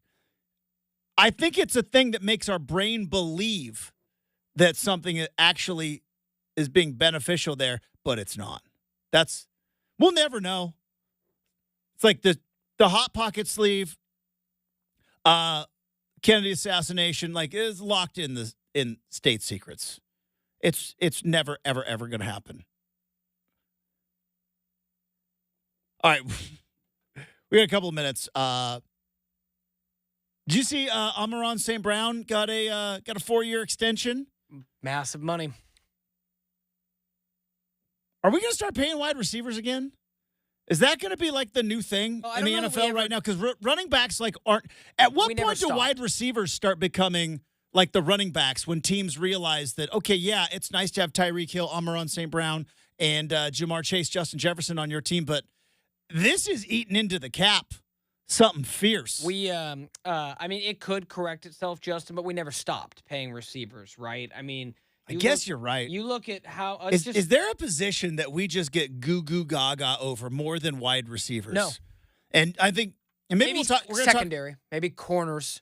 They really like DBs, yes. Well, we're going to talk about this on the other side with the draft coming up, and I know I've talked a bunch of quarterback stuff, but it turns out there are other positions year in and year out that are the safest, most reliable, most economical draft choices you can make, and we're going to break that down by position. But spoiler alert, the biggest risk you can take in any draft is a wide receiver. We've seen them. I mean, again, I love to look back at the 2020. Actually, let me rephrase. Whatever draft Justin Jefferson was in, because it's a great. I think that was 2020, right? He didn't play the COVID year. It was. Okay. Yeah. So that's a great example. So Justin Jefferson. Isn't Justin Jefferson and Jamar Chase, didn't they yeah, I'm about to be a first-round draft pick. I'm not playing one more year with this whole COVID thing. Yeah. And they just sat out like Penei Sewell did, smartly. Yeah. So normally I would be like, red flag, football players play football. But in that situation, you all are going insane in this whole COVID. I ain't playing. Just 6 games. Knowing what we know now, and Justin, you know that Justin Jefferson, I think 31 NFL teams would trade away everybody but their quarterback for him. He's that good. Yeah. Now, again, go back and look at that draft. He was the 1, 2, 3, 4th, 5th receiver taken. Mm-hmm. Henry Ruggs, sitting in a cell somewhere. Jerry Jeudy, chilling in Denver. CeeDee Lamb, nice career for the Cowboys, but not Justin Jefferson. Is that the best draft day thing ever? And Jalen Reed. When CeeDee Lamb grabbed the cell phone from his girlfriend. Was that not the best thing? There's the one. That's up there. I can't remember who it was. I think it was a defensive lineman from Georgia. But there was one where, his girlfriend was sitting next to him, and then obviously he got drafted, and mom was like, girlfriend, get it. And there was a struggle to be because if you turn out to be good, that's a picture and a video that runs forever. Ask Russell Wilson about who was sitting next to him when he was drafted. But someone who's not in the picture. The CeeDee Lamb, him get off my phone. All-timer. All right. Position by position, what's the riskiest draft? What is the most reliable draft? Plus Mike Parker, plus an RCM mailbag. Jam-packed hour number 3 next, 620, Rip City Radio.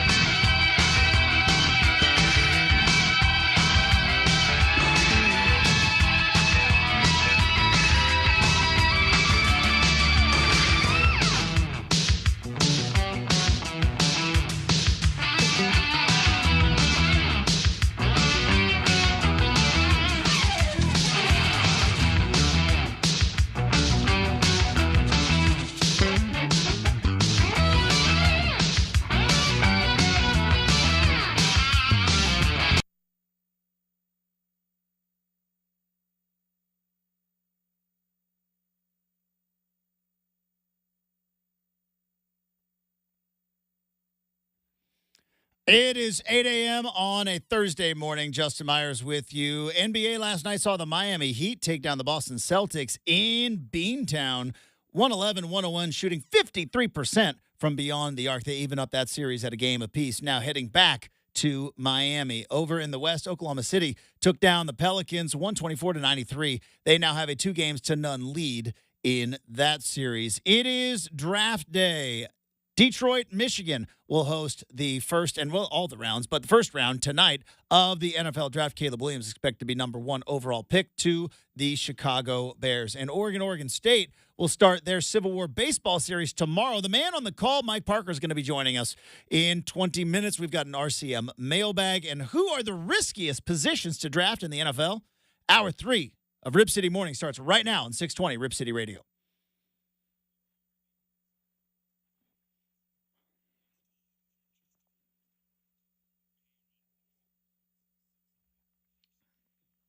Hey, welcome back to Rip City Mornings, everybody. Thanks to both Twitter and the YouTube chat for reminding me. And by the way, shame on me. Brenden, shame on me for forgetting that Chet was the mean older brother from Weird Science.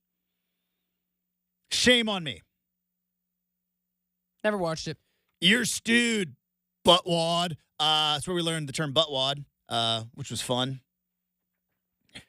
It was, I don't know if Weird Science holds up today, for a multitude of reasons. Are you aware of the premise at all?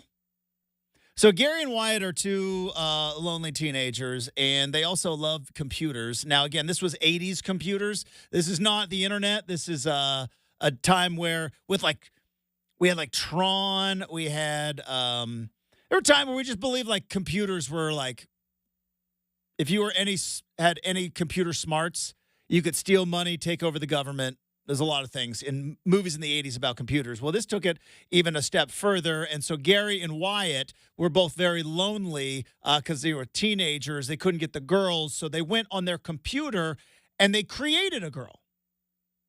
And then lightning struck and there you go. They created their own girlfriend. And hilarity ensued. They instantly become cooler because there was a lot of you know how in the 90s and even in the early 2000s, it was hey, it's the nerdy girl. And then it's oh, she took off her glasses and took out her ponytail. And it's now she's all that, right? Which is a good movie. There was a time in the 80s, it was Weird Science. It was, what's the other one? Can't Buy Me Love, where it was the nerdy guy instantly becomes kind of cool with the help of hot chicks. And then I think Karate Kid was a little bit like that too. And then all of a sudden, the bullies don't like it. And then there's usually a big party at the end, and we all kind of learn a lesson, but not really. Yeah, I don't know if creating your own girlfriend to do whatever you want through the computer, I don't know if that movie gets made today. Actually, I think it does because No, now I'm it sure does, you've heard Brenden. about the AI dating revolution. Yeah, but I don't know if this movie gets made today.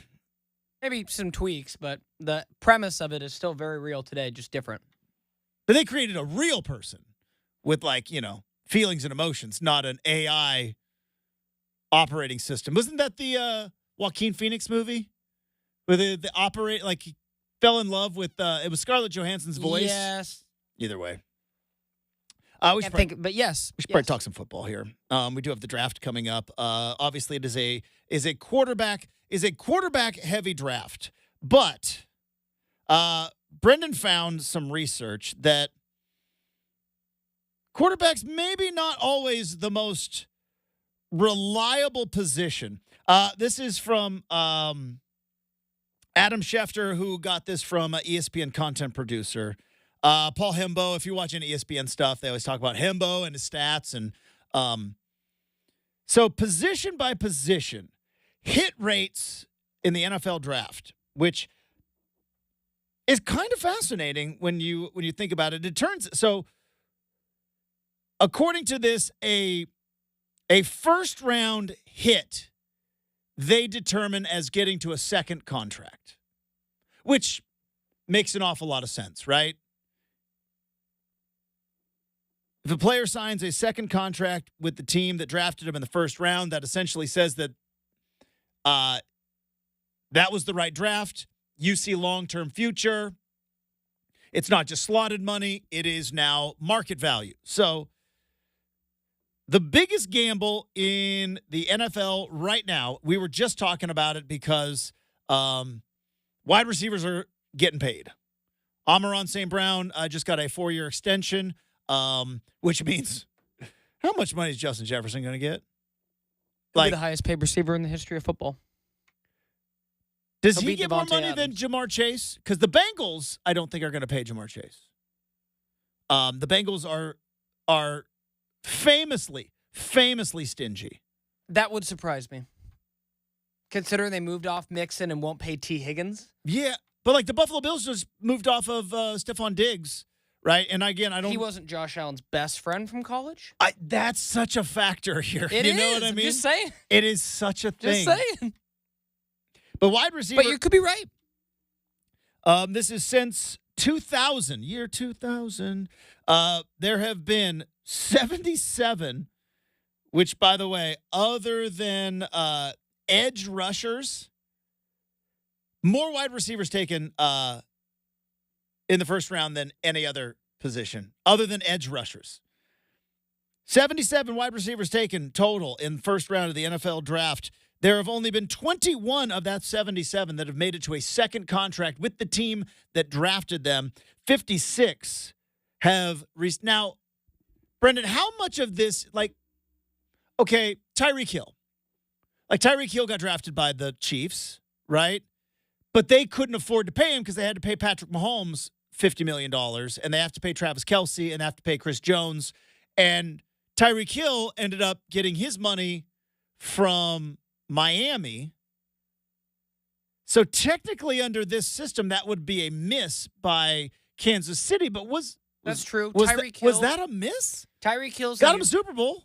Tyreek Hill's a unique case, Justin, because in a redraft, there's not a chance from here to sunshine he goes in the 5th round. So that's right. He was a 5th rounder. Because that's such a good point. He had some issues in college. Where did he play?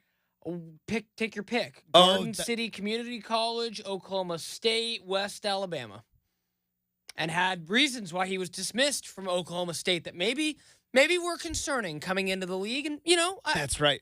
Tyreek Hill's kind of had some issues from time to time. I saw some stuff about Tyreek Hill on social media during the playoffs. Yeah. So, he's up, but yeah. He's very affectionate, I guess. Yeah. Lots of kids from what I've heard. But on the way at the same time. Yeah. So, I guess so, yeah, Tyreek Hill probably a bad example, but it is crazy. 77. They keep drafting them too. They keep drafting wide receivers. Now again, this goes all the way back to 2000.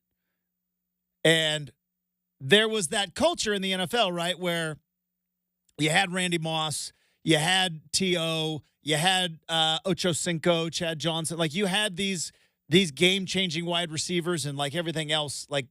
Teams are trying to find them. But that's the worst hit rate currently in the NFL. Second worst hit rate is tight end. I think tight ends might, Brenden, ultimately become the worst. Because, again, you are going to see Travis Kelce and George Kittle and who else? Hawkinson. Who am I missing? That's pretty much it for the tight ends. But mostly George Kittle and Travis Kelce, right? Those two guys are such dynamic playmakers that that's why Brock Bowers, I think, is going to get drafted very, very high. It's because somebody's we need one of those guys. Those guys are game changers. It was Gronk, too, before Gronk retired. That's it. That's the only Patriots tight end we're going to talk about. There was another guy. No, there wasn't. Didn't exist. Didn't happen. No one said that about OJ, though. No one said his football career didn't happen, didn't exist. Well, I guess I guess it's not guilty thing. I guess. Yeah, perhaps, right? But no, it's actually the only thing that's parallel. Dude, I watched this. I'm in the middle of the Dynasty, New England Patriots documentary, Dynasty, and I recently watched the Aaron Hernandez part of it, and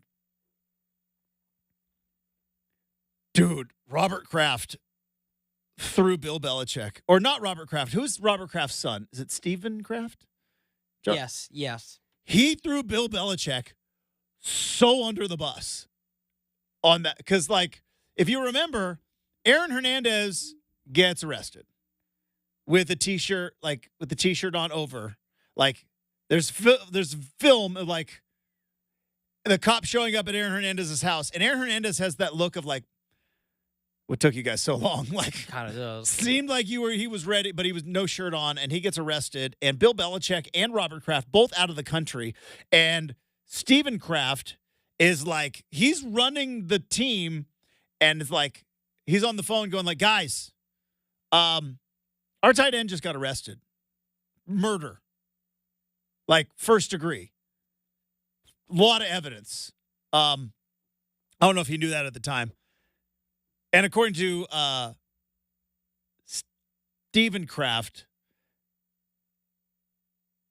Bill Belichick said, you want to see how this one plays out? He's not been found guilty. It was no, we have to cut him now. Now, again, I give Bill Belichick a pass because he doesn't strike me as the social media type. And I could imagine him just going player arrested. We've been through this before. Players get arrested. But, man, right under the bus. Anyways, real quick before we get to Mike Parker. Center, offensive tackle, offensive guard. Those are your best bets. It's boring. It's lame. They work every single time. You do, you get a good center, you get a good tackle, you get a good guard. Guess what? Those guys are 92, 59, and 50% hit rate in the first round. It's boring. It works. It's so boring, though. You say offensive line or general or center specifically? Center's at 92. Offensive tackle's second place at 59. Big dip, though. Yeah, so, then guard at 50%. And let's just look, for example, let's stick at home, right? Jackson Powers Johnson, obviously an interior owned lineman. He'll be a first-round pick. I think the odds of him hitting's pretty good. And Talise Fuaga from Oregon State's going to be a top 15 pick tonight. Big old tackle. So yeah, and Penei Sewell is got paid yesterday. Just got paid. So here's the thing I've said forever. It is boring, Justin, to your fan base for that first rounder to be be an offensive lineman. Mm-hmm. But sometimes that's the way to go. It also helps that fans don't know anything about offensive linemen. We know if a quarterback's not working. If your right guard's not working, we don't know. But if they are working, boom, they're going to be there for 15 years. All right, Mike Parker, friend of the program, the voice of the Oregon State Beavers, joins us next on 620 Rip City Radio.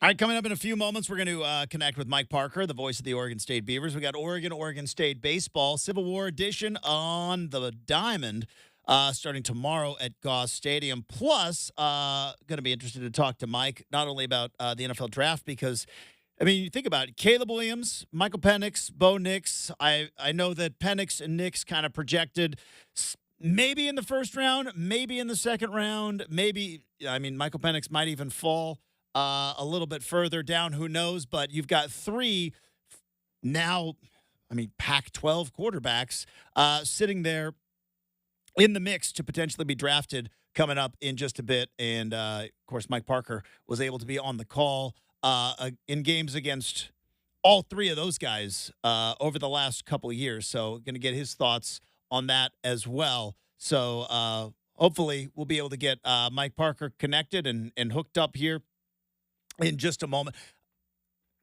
Here's the other thing about Mike Parker that I very, very, very much appreciate, but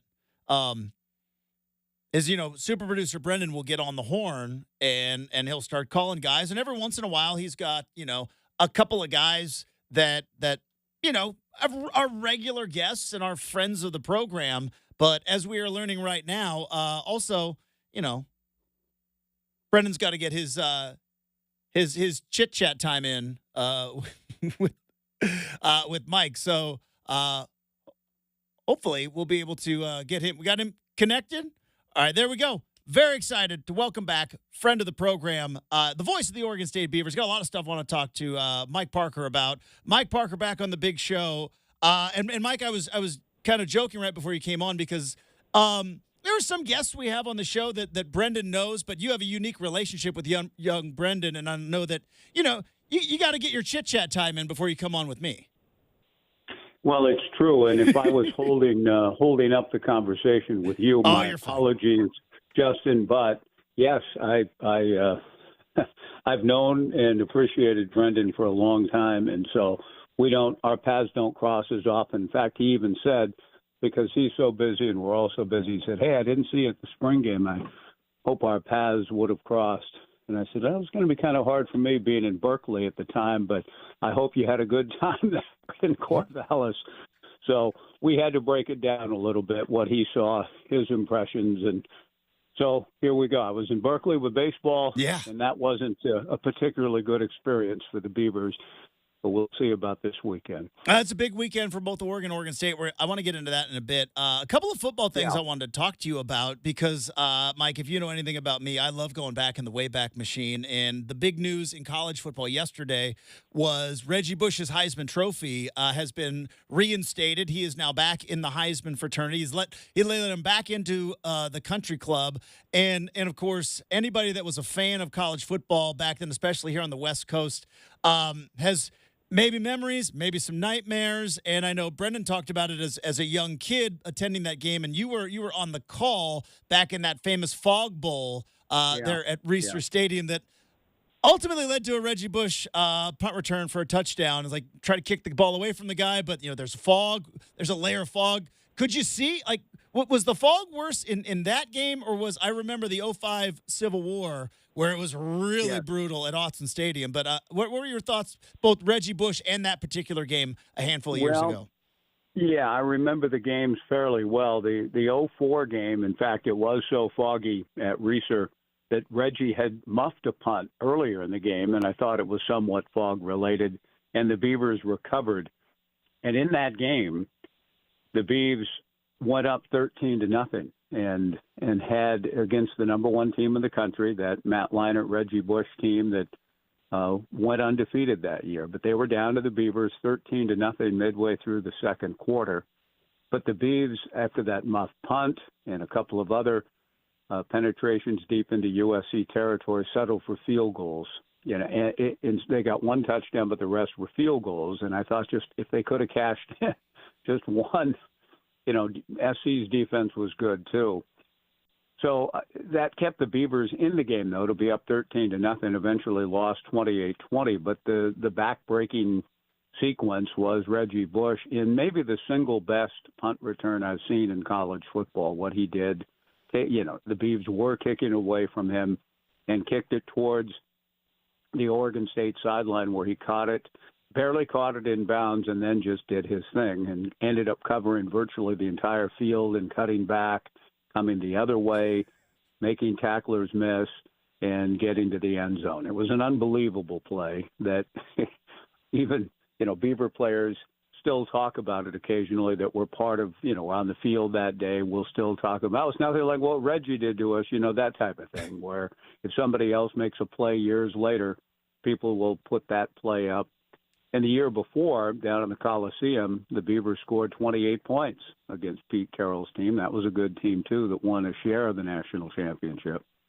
But USC scored 52, and Reggie was very good that day, too. So I was blessed to see him in person and call games with Reggie twice, and he did spectacular things in both.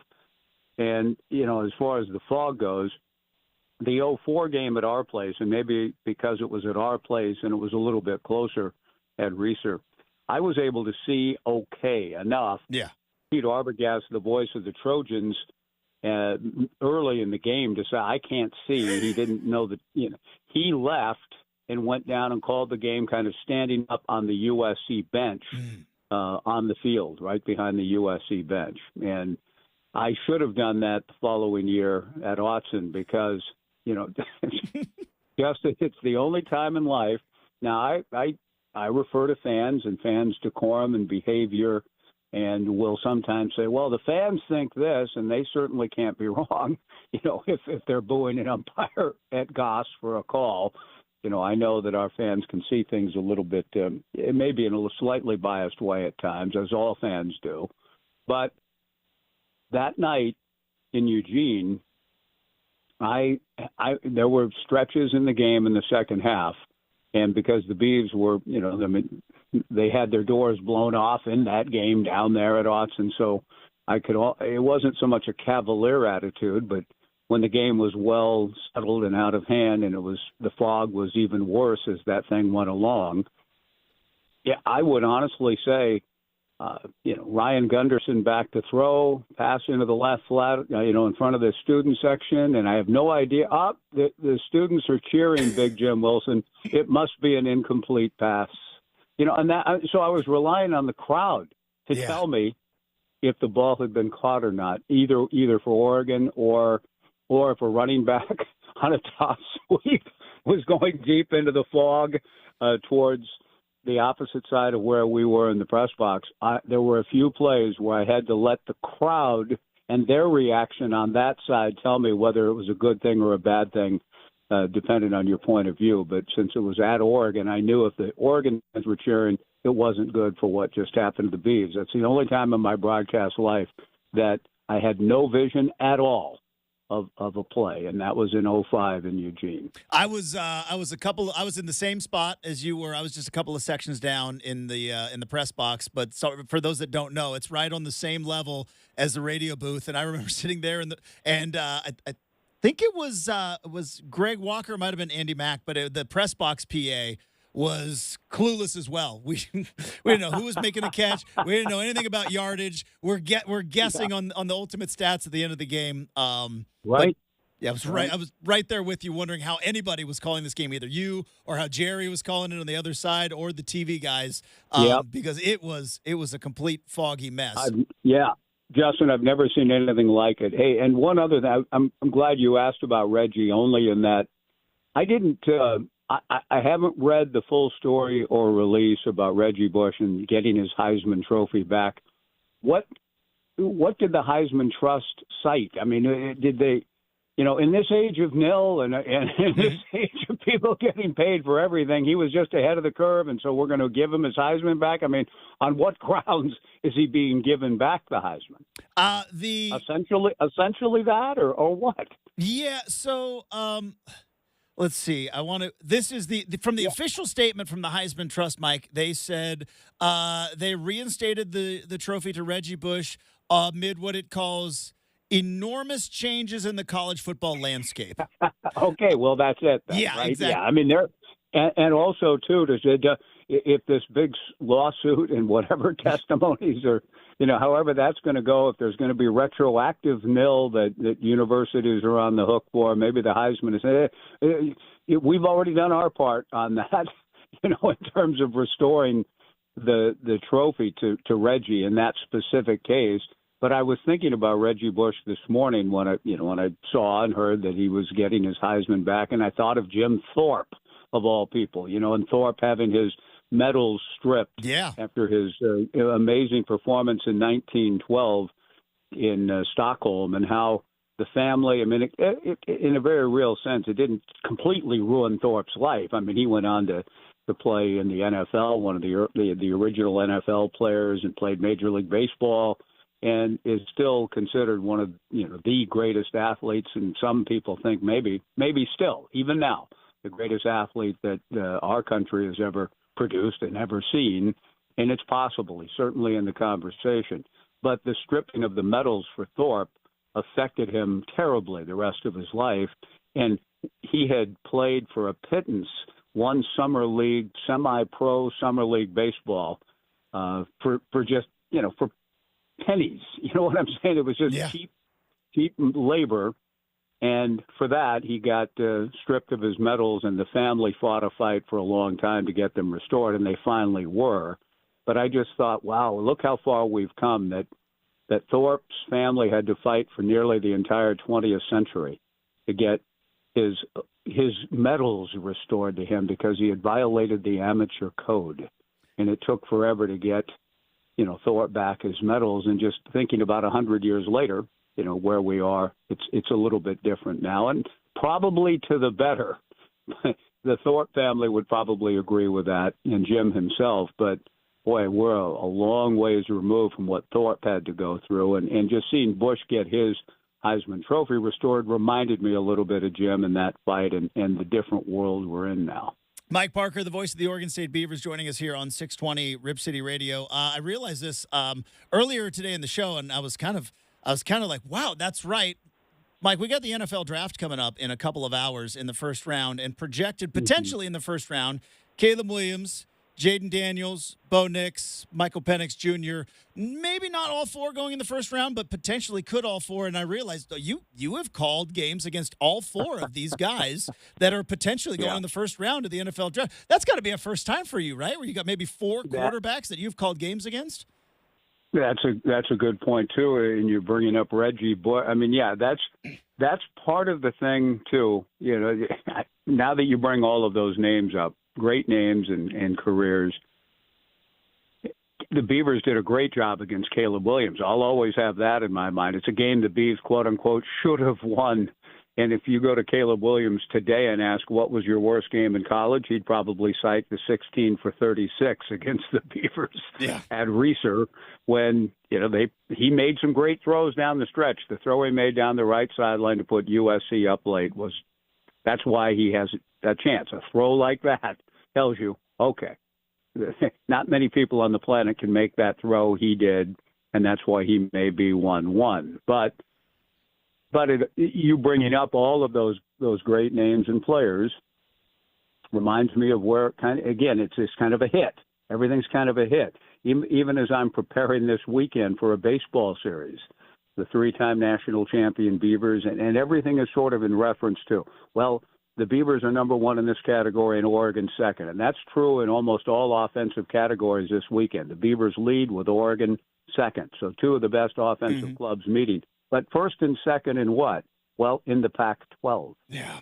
And so, I'm sitting there thinking, and when you mention those names of Daniels and Nix and Penix and Williams, these are all, the frame of reference is the competition that the Beavers have been in the great league and held, punched above their weight in many situations and cases through the years, come up with big wins against the likes of those people through the years.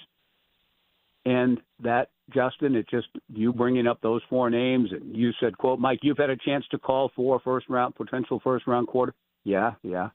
Well, it just hurts. Everything hurts these days with respect to the Pac-12 being no more, and that's just a reminder of it again. And everywhere I turn, everywhere we all turn in Beaver Nation, through the portal and after the Elite Eight run in women's hoops, and the 8 key players on that team deciding to go somewhere else.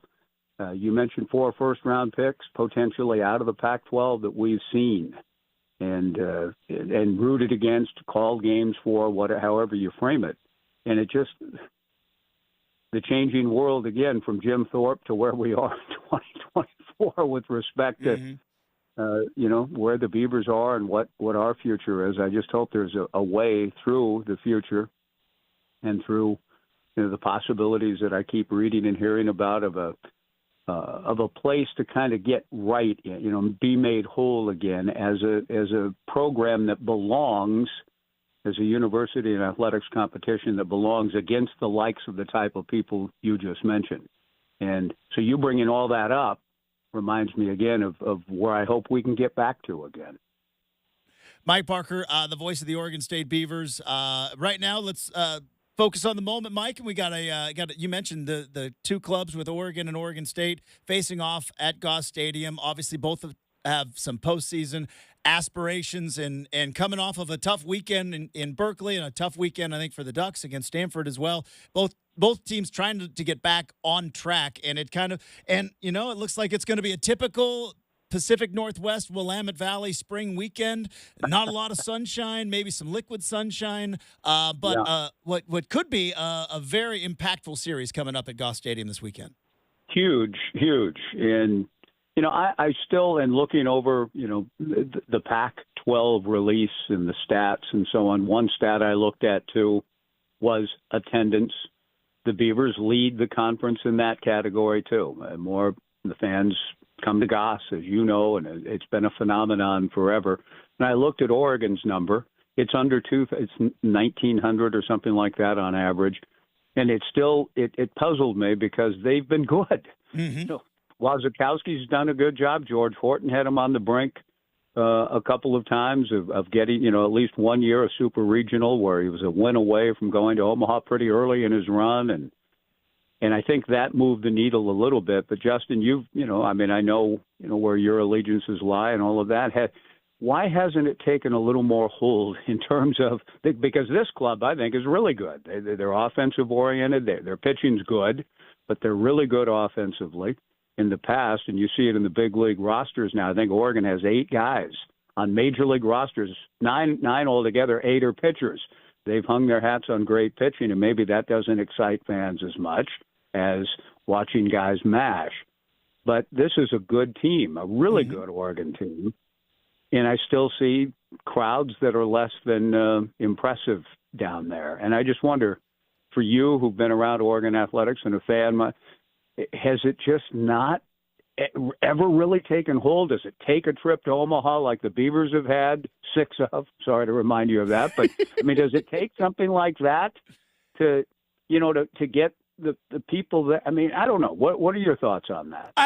Real quick, because Mike, I've got a lot of thoughts on this, and I could also give you some thoughts on Matthew Knight Arena as well. But I believe, and as I say this as a baseball guy as opposed to an Oregon guy, as a baseball guy, as a fan, you got to earn it. Right? It's springtime. It's not fun to sit in the bleachers in the state of Oregon to watch baseball. And to Oregon State's credit, their fans put in the work, and they have put in the pride and invested not only financially but invested emotionally.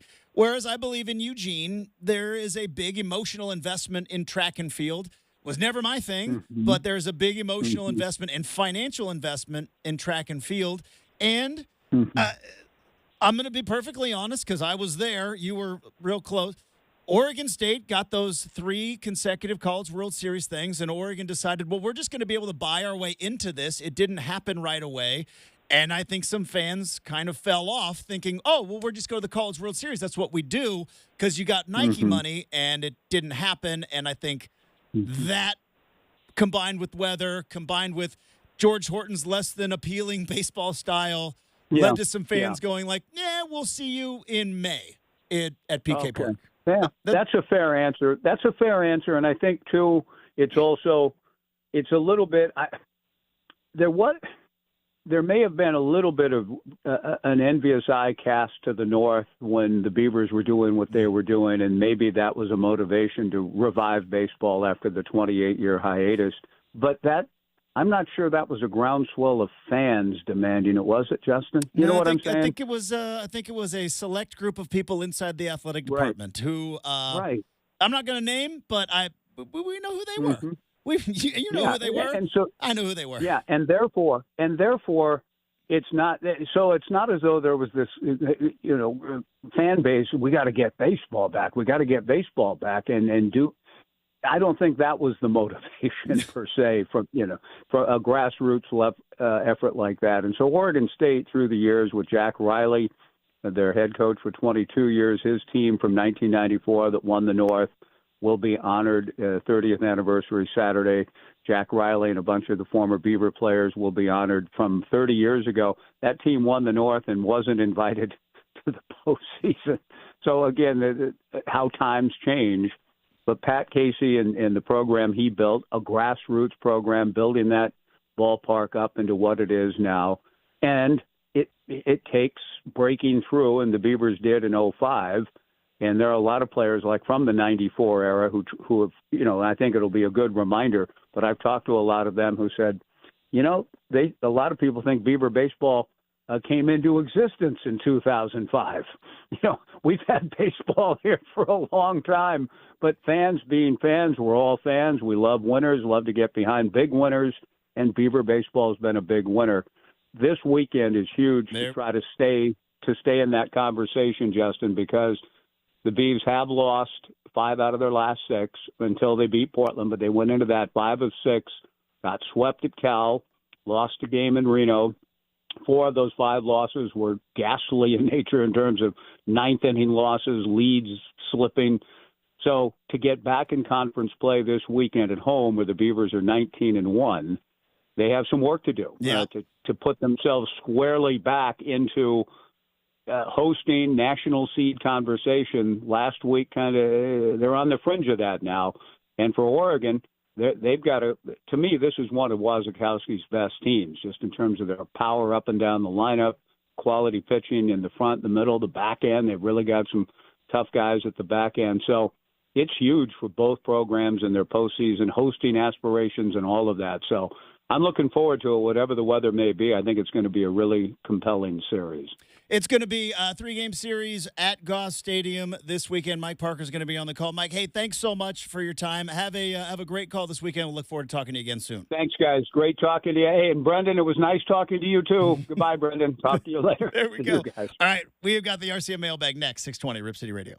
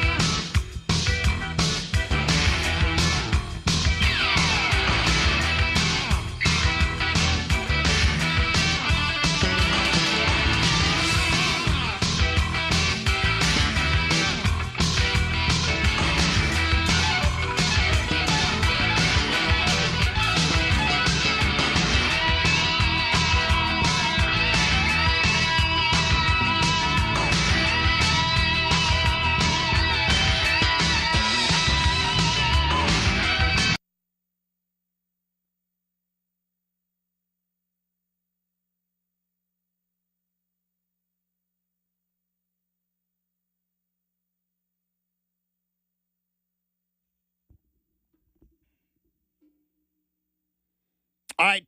Time to wrap up the big show. Let's do that the same way we do it each and every day with the RCM mailbag. Random questions, any subject, any topic. Yesterday's Hot Pocket discussion had some legs. A lot of people with I saw online the Hot Pocket having kind of a resurgence. You want to know why? The air fryer. Apparently the air fryer. Do you have one? Oh, I got an air fryer. Good. Dude, I got them all. I got an air fryer. I got an Instant Pot. I got a Traeger. I got a Dutch oven. Yeah, dude, I got them all. Wedding gifts are nice. That's true. Wedding gifts are nice. Every one of them wedding gifts, by the way. All right, so let's get to the mailbag.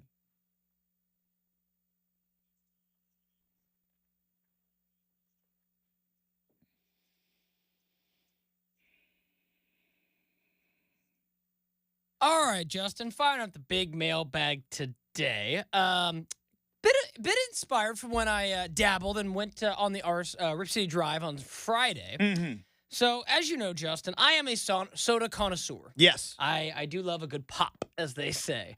And our good friend Chad Dewing made the astute claim and said, basically, anybody who chooses to drink regular Pepsi is a psychopath. And I'm like, yeah, that's not a hot take. Like, that's spot on. When you were in your soda drinking days, Yes. would you have agreed with that take? A psychopath, because there's just so much sugar.